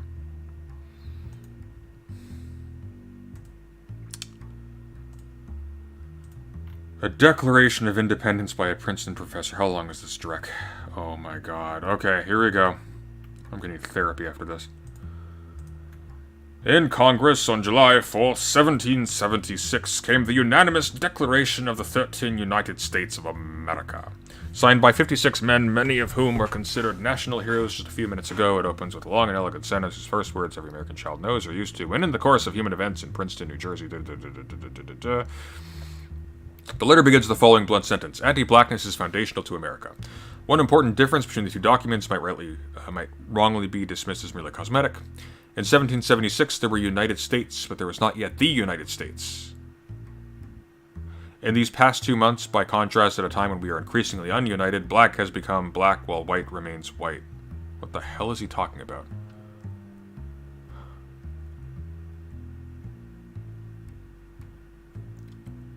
Okay, so in Princeton, New Jersey, just 2 hours after my family and I sat around the festive table and read the Declaration out loud in celebration, a group of signatories, now in the hundreds, published a faculty letter to the president.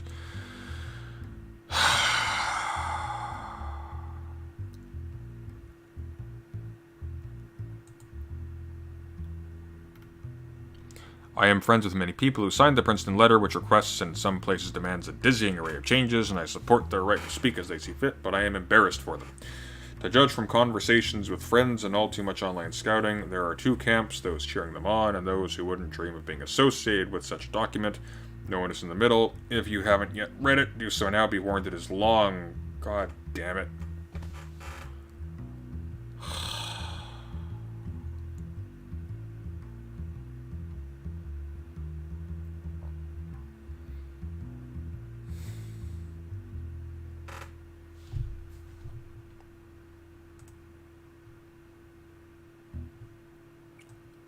Oh my god. Oh, thank god. Those are just signatories. Okay. Okay, well, let's read it then.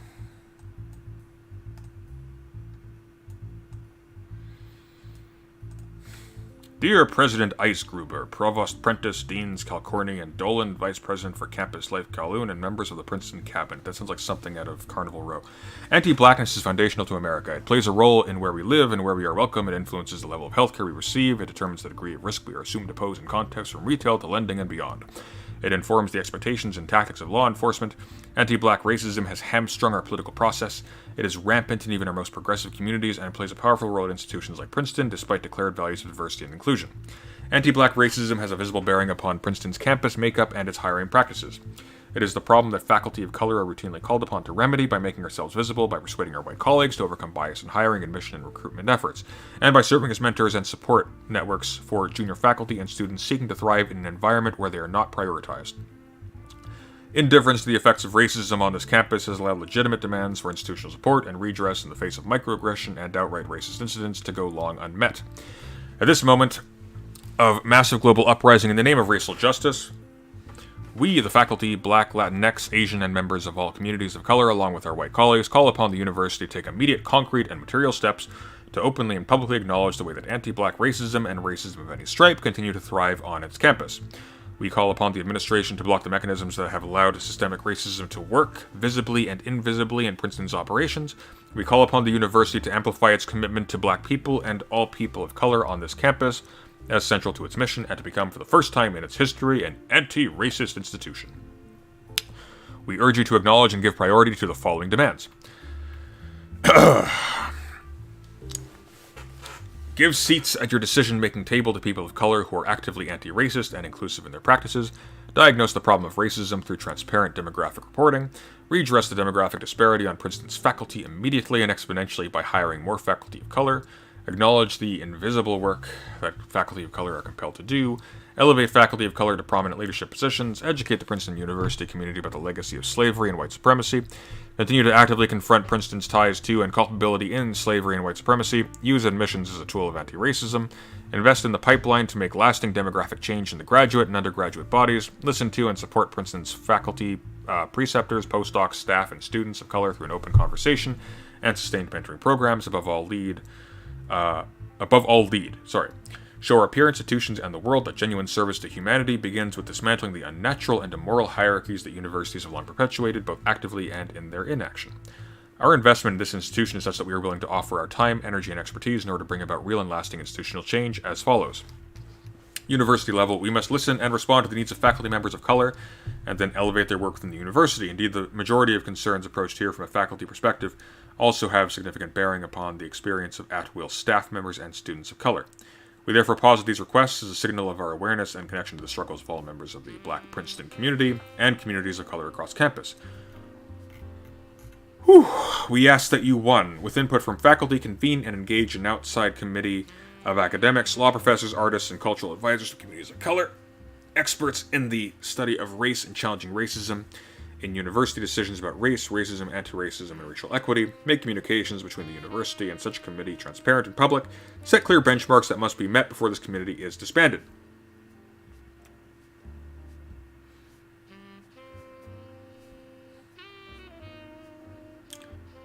Form an internal committee of faculty and students of color to whom the university in carrying out this work remains accountable. Implement administration.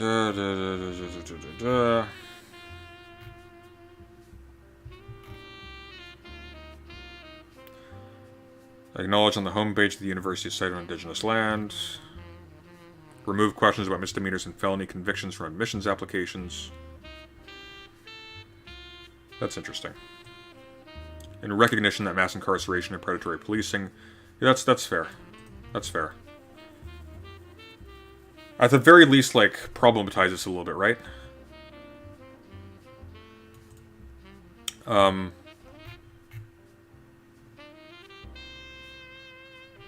Accord greater importance to service as part of annual salary reviews. That's fair. I'm not going to go through all of this. The point is nothing happened to him, so it doesn't matter. It's just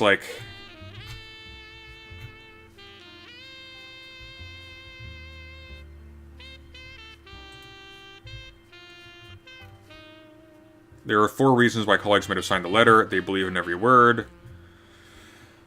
Oh, they signed without reading it. They feel peer pressure to sign.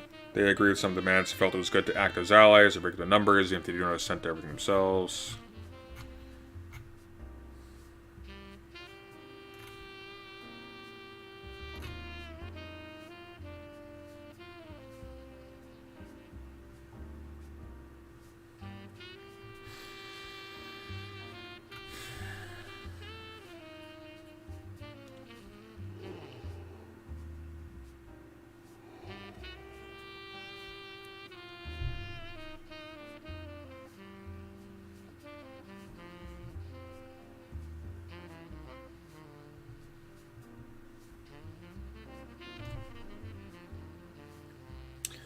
Acknowledge, credit, and incentivize anti-racist student activism,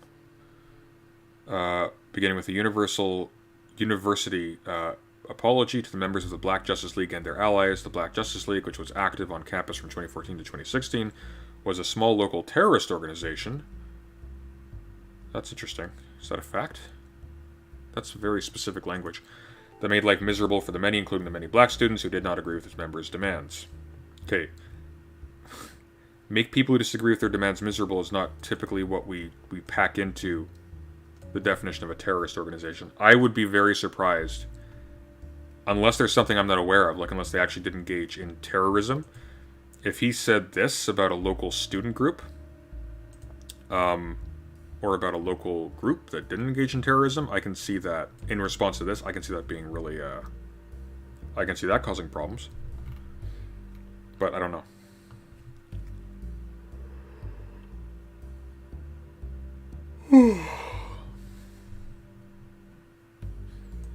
Recently, I watched an Instagram live of one of its alumni leaders who, emboldened by recent events and egged on over by 200 supporters who were baying for blood, presided over what was effectively a struggle session against one of his former classmates. It was one of the most evil things I've ever witnessed, and I'm going to say this lightly. Okay, so this is literally 1984 talk.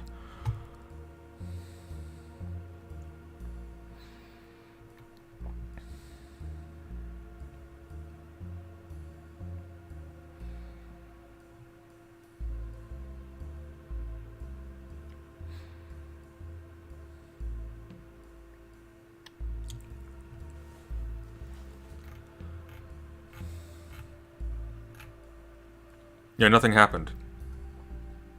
He had like a... Yeah, there's no story here. This is actually a waste of time. Oh, you can't even see, can you? Because I was still formatted for the other for the link. Whatever, doesn't matter. So much for that one.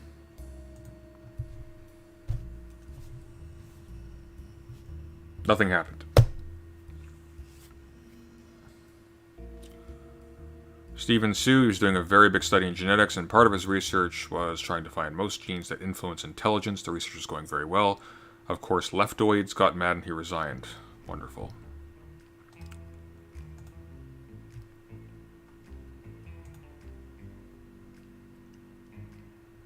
We actually made some progress today. I'm quite pleased with that. We might have to spend some more time on this one, because this goes into other areas of interest.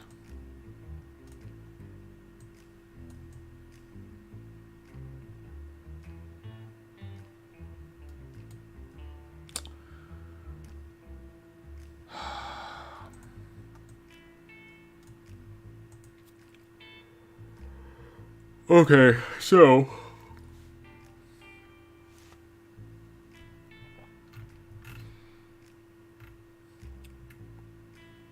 On June 10, 2020, the MSU Graduate Student Union began calling for Su to be removed from the administrative position.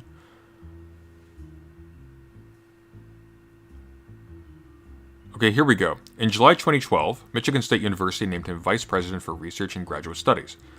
At the time, Inside Higher Ed and Lansing State Journal described the appointment as controversial due to Su's comments endorsing research into using genetic modification to increase human intelligence, and his blog posts describing human race categorization is biologically valid.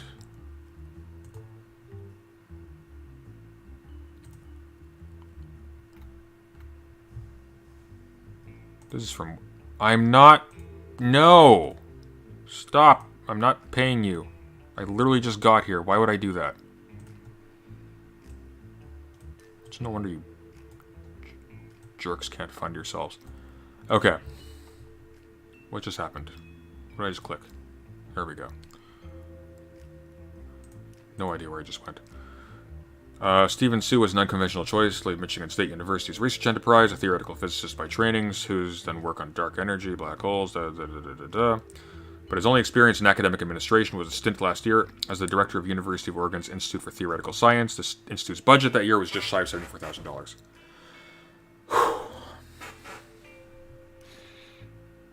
The most important thing here is that Sue is not a geneticist. I was about to remark on that. He's a physicist.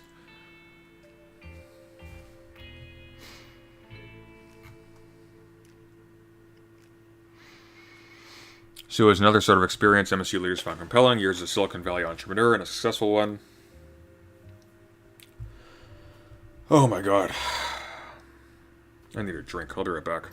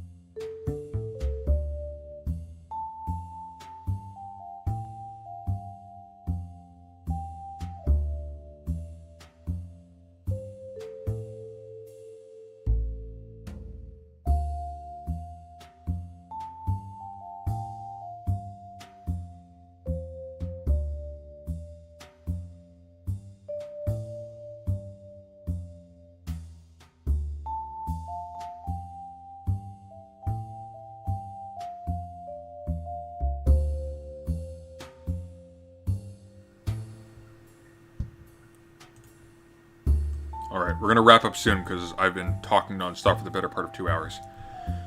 Oh boy. Okay. Skull.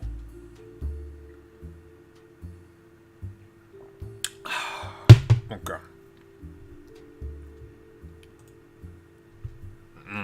My head hurts. Alright.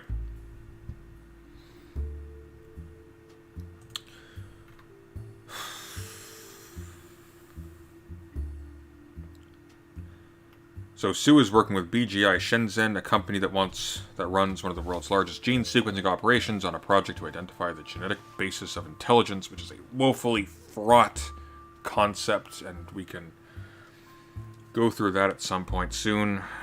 I'm really hoping that Destiny doesn't try to defend this one. I don't think he will, because he knows better. The company's leaders just want to do science, Sue said Friday during a lecture on campus. Like, this isn't a eugenic program. Like, literally eugenics program. In other forums, he hasn't shied away from talking about possible practical applications in genetically engineering a smarter population. Someday allowing parents to choose a sperm and egg or fertilized embryo that would give them the best odds of having a high IQ kid. And then after saying this,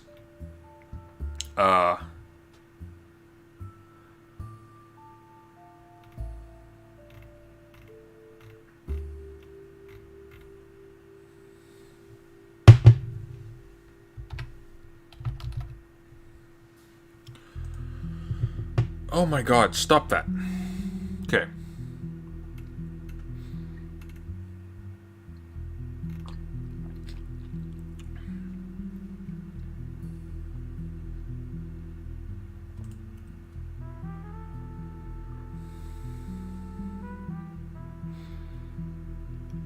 If the BGI project finds what it's looking for, it should be a... He doesn't use he doesn't use genetic engineering to shift the intelligence curve. It's beyond the pale.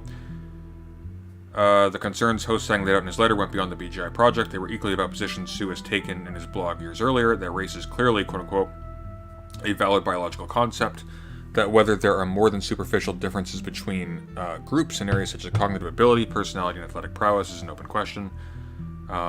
These positions are entirely outside the mainstream discourse of geneticists, although they are not uncontested.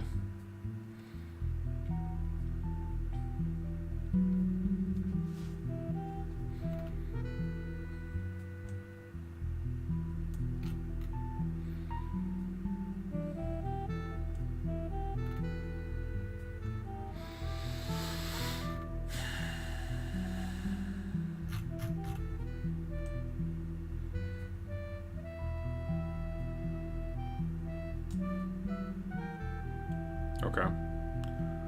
So, why is this being included? This is interesting to look into for additional reasons, but why is this being included in this list?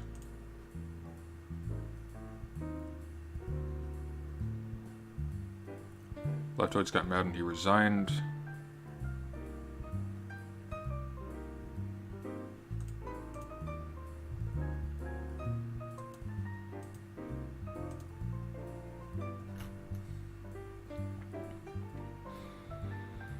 On June, it was announced that he resigned.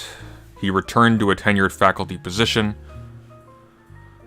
Sue made it clear that it was Stanley who requested his resignation and that he did not agree with Stanley's decision.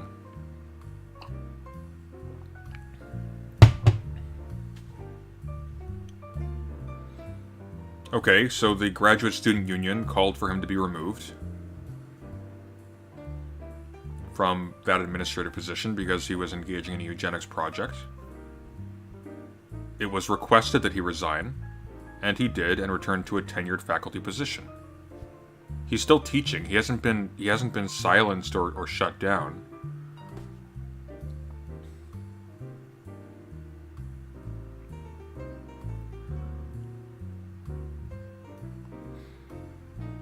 Sue also has an interest in psychometrics and human genetic variation, which he writes about in his blog and other publications.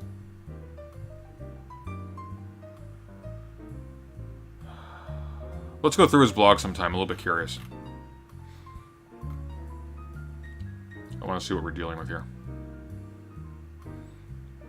That'll be another interesting research subject at some point. Stephen Sue. Controversial positions on race and IQ, eugenics.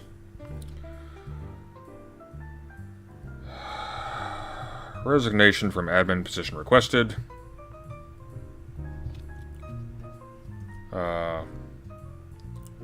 Acquiesced. Returned to tenured faculty position. This actually is the first case of progressive orthodoxy. Well done. 1.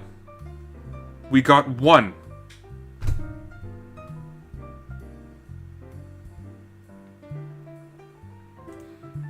And the man's still tenured. He's still a professor. Still a celebrated scientist. He was requested to be removed from an administrative position, and he wasn't removed. His resignation was requested. I don't think he would have been...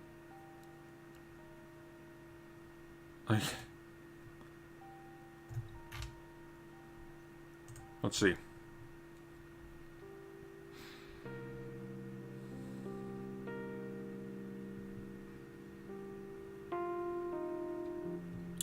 However, as I serve at the pleasure of the President, I've agreed to resign, okay?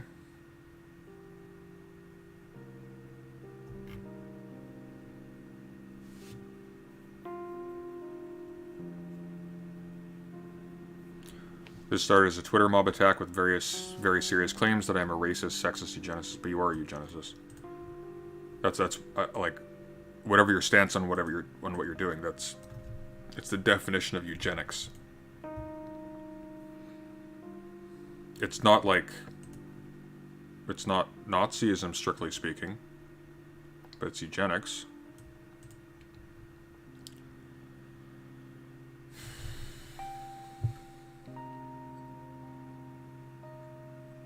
Which, by the way,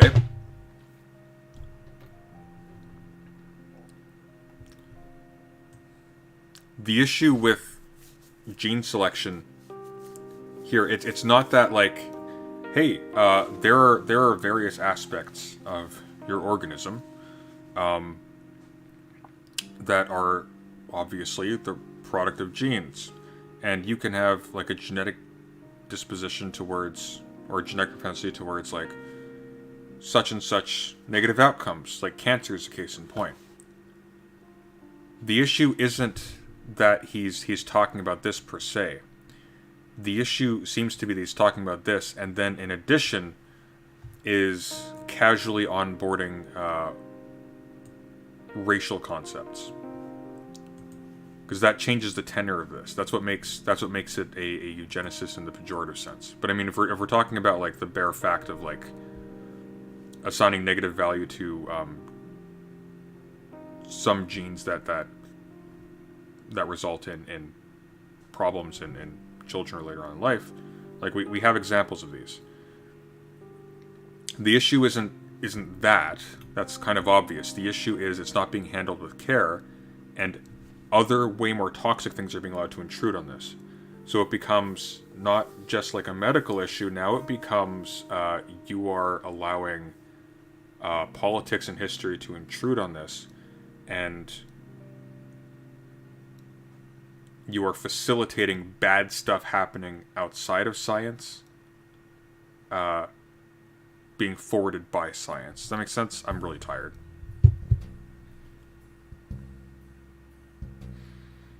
What about Greg Patton? Greg Patton is off the hook.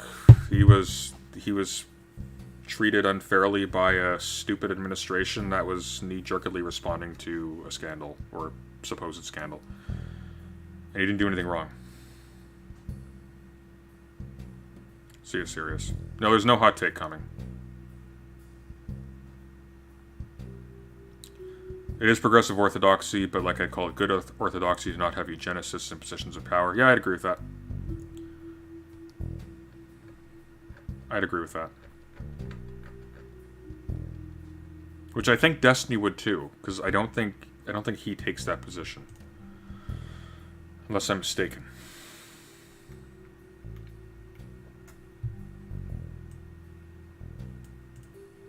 Anyways, I'm dead tired, guys. I'm absolutely totaled.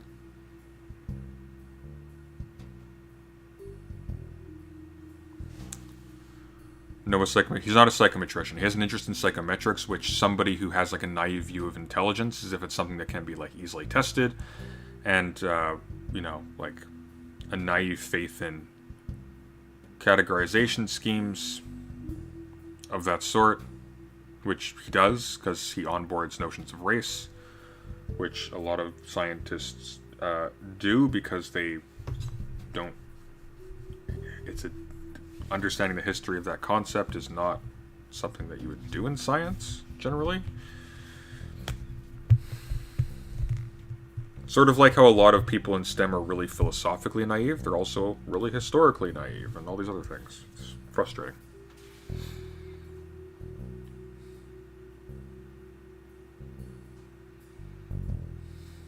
Like, does that make sense? So, like, it's tricky because there's eugenics, then there's eugenics. And Sue is falling into this one when he thinks he's doing this one. So technically, like, doing any sort of genetic research and identifying, like, things that can be, like, tweaked or whatnot to produce better outcomes in children later on, that would technically be a science oriented around good genes. Eugenics, right? It's like euthanasia, good death.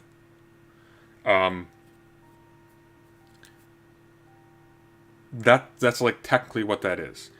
When you allow, like, really problematic concepts like intelligence and race to intrude into that, now we're talking about eugenics of a different kind. Now we're not talking about good genes in the sense of, like a slow, methodical looking through, okay, this produces these medical outcomes, interesting.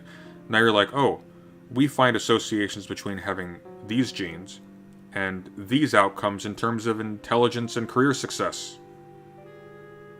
Oh, wouldn't you know it? This historically disadvantaged group, they've got a lot of genes that are not, you know, associated with really positive outcomes associated with, like, you know, career success and wealth, etc.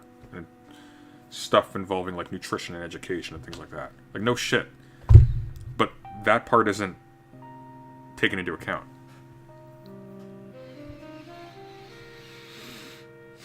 Anyways. God, okay, I think I've been talking for almost 2 hours now. Yeah, I've been talking nonstop for 2 hours. Good God. I think, well, before I go, let's see what the state of this list is now. Greg Patton. Let's see. Sort by new.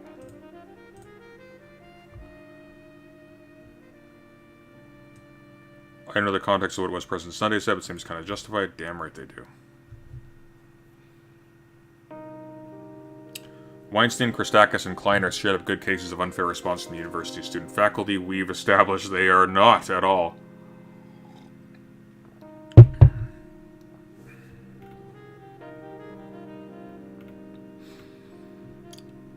We have to mention what happens to left-leaning professors as well, which we will be doing soon. Stephen Slater was unhired after making anti-Israel tweets.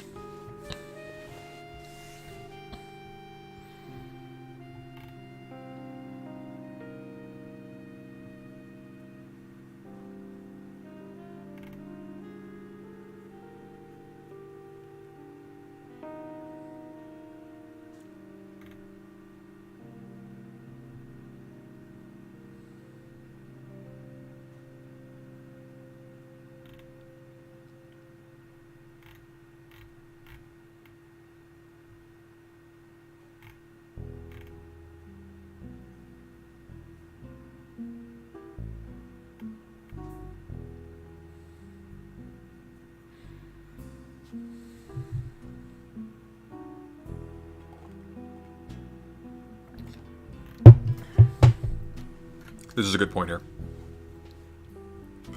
At the moment, a shitload of money is being funneled into administrative programs to deal with issues of equity. Nothing inherently bad about that, but this money is not spent on instruction or given to trained academics. There is a lot of corruption in that end too. That's something else that needs to be taken seriously. Like, to be clear, just because stuff is coded as progressive doesn't mean it's good either. There's a lot of abuse and fraud going on.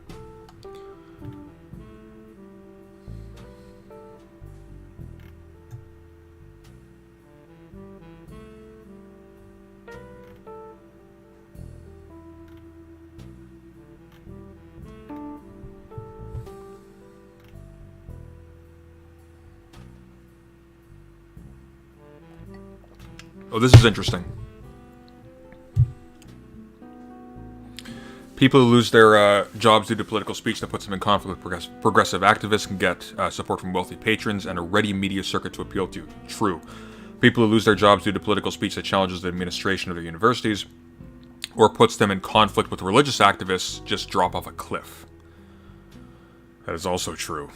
Which, by the way, is one of the reasons for this down here. There's also a recent report on attitudes to free speech. Here we go. On the other side, the investigation reported here, attitudes to free speech pre-pandemic. The investigation reported here argued that there was actually a greater tendency towards liberal professors getting fired than conservative ones, and that primarily the distinction is that it is more possible to gain publicity by flamboyantly resigning your position as a conservative. This is what we have seen. Almost every single one of these cases was characterized as somebody being squeezed out, but in fact, they acted out in perfect safety, quit very loudly, and began a lucrative media circuit.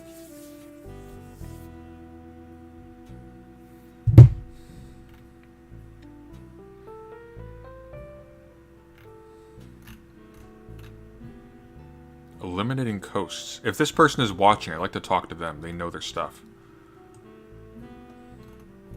I'm going to save this, though.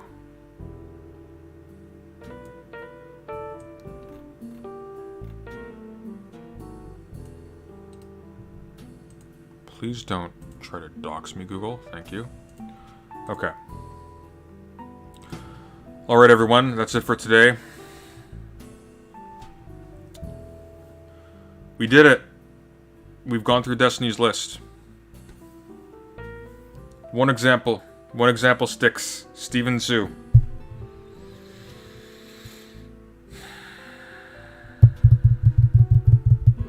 One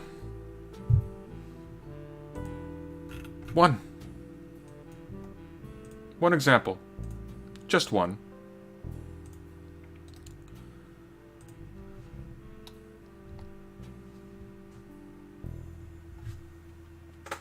Destiny supporters who put this up. This is the best they have to offer.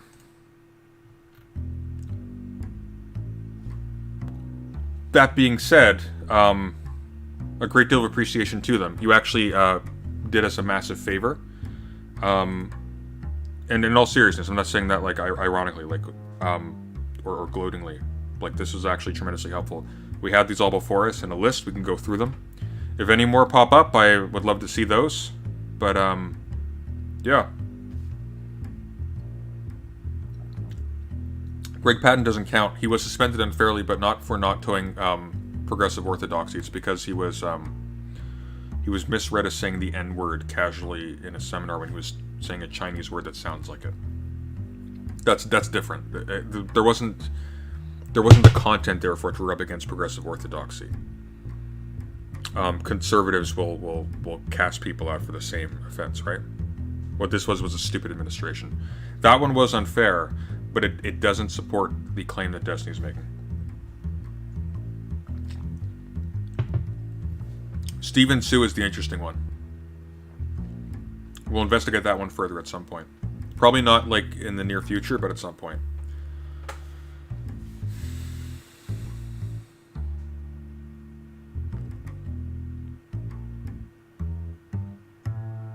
There is one example, and the example is race realist eugenicist. So, we'll see how that goes. Alright. That's it for today. Take care, everyone. Thank you very much for watching and supporting the channel. I'm not really sure what we're doing tomorrow. We're probably going to look at some cases of leftists and liberals being actually persecuted and pushed out of university. Because we have actual cases there. Because what's really interesting is that the facts of the matter are in reverse. There isn't a progressive hegemony forcing people out. Progressives are more forced out than the alternative. But we'll talk about that more tomorrow. I'm fading fast, so take care, everyone. Have a good night.